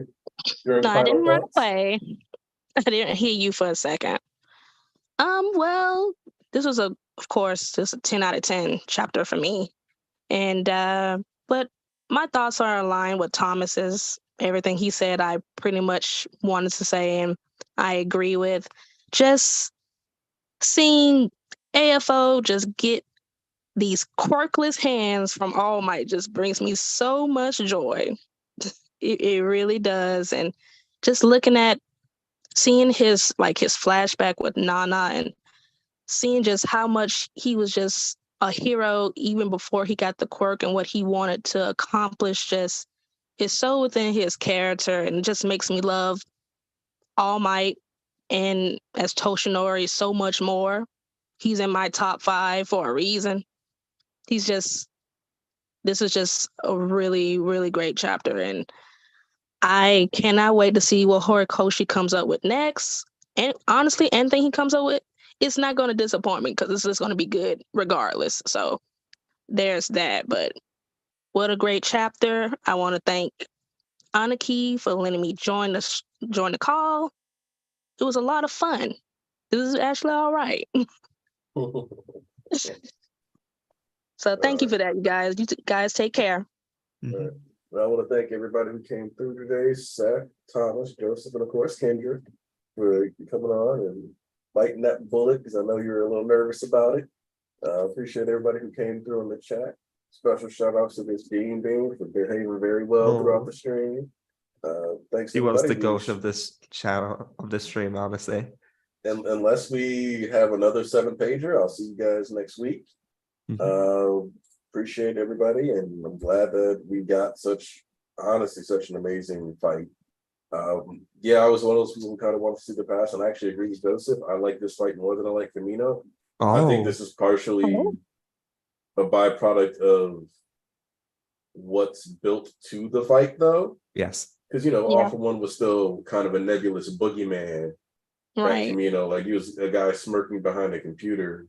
But here, we're watching him tilt, we're watching him be upset, we're watching him, after bragging about how villains violate and all kinds of other stuff at the previous battlefield, sit here and kind of getting to see the culmination of all the bonds Toshinori's made throughout the manga.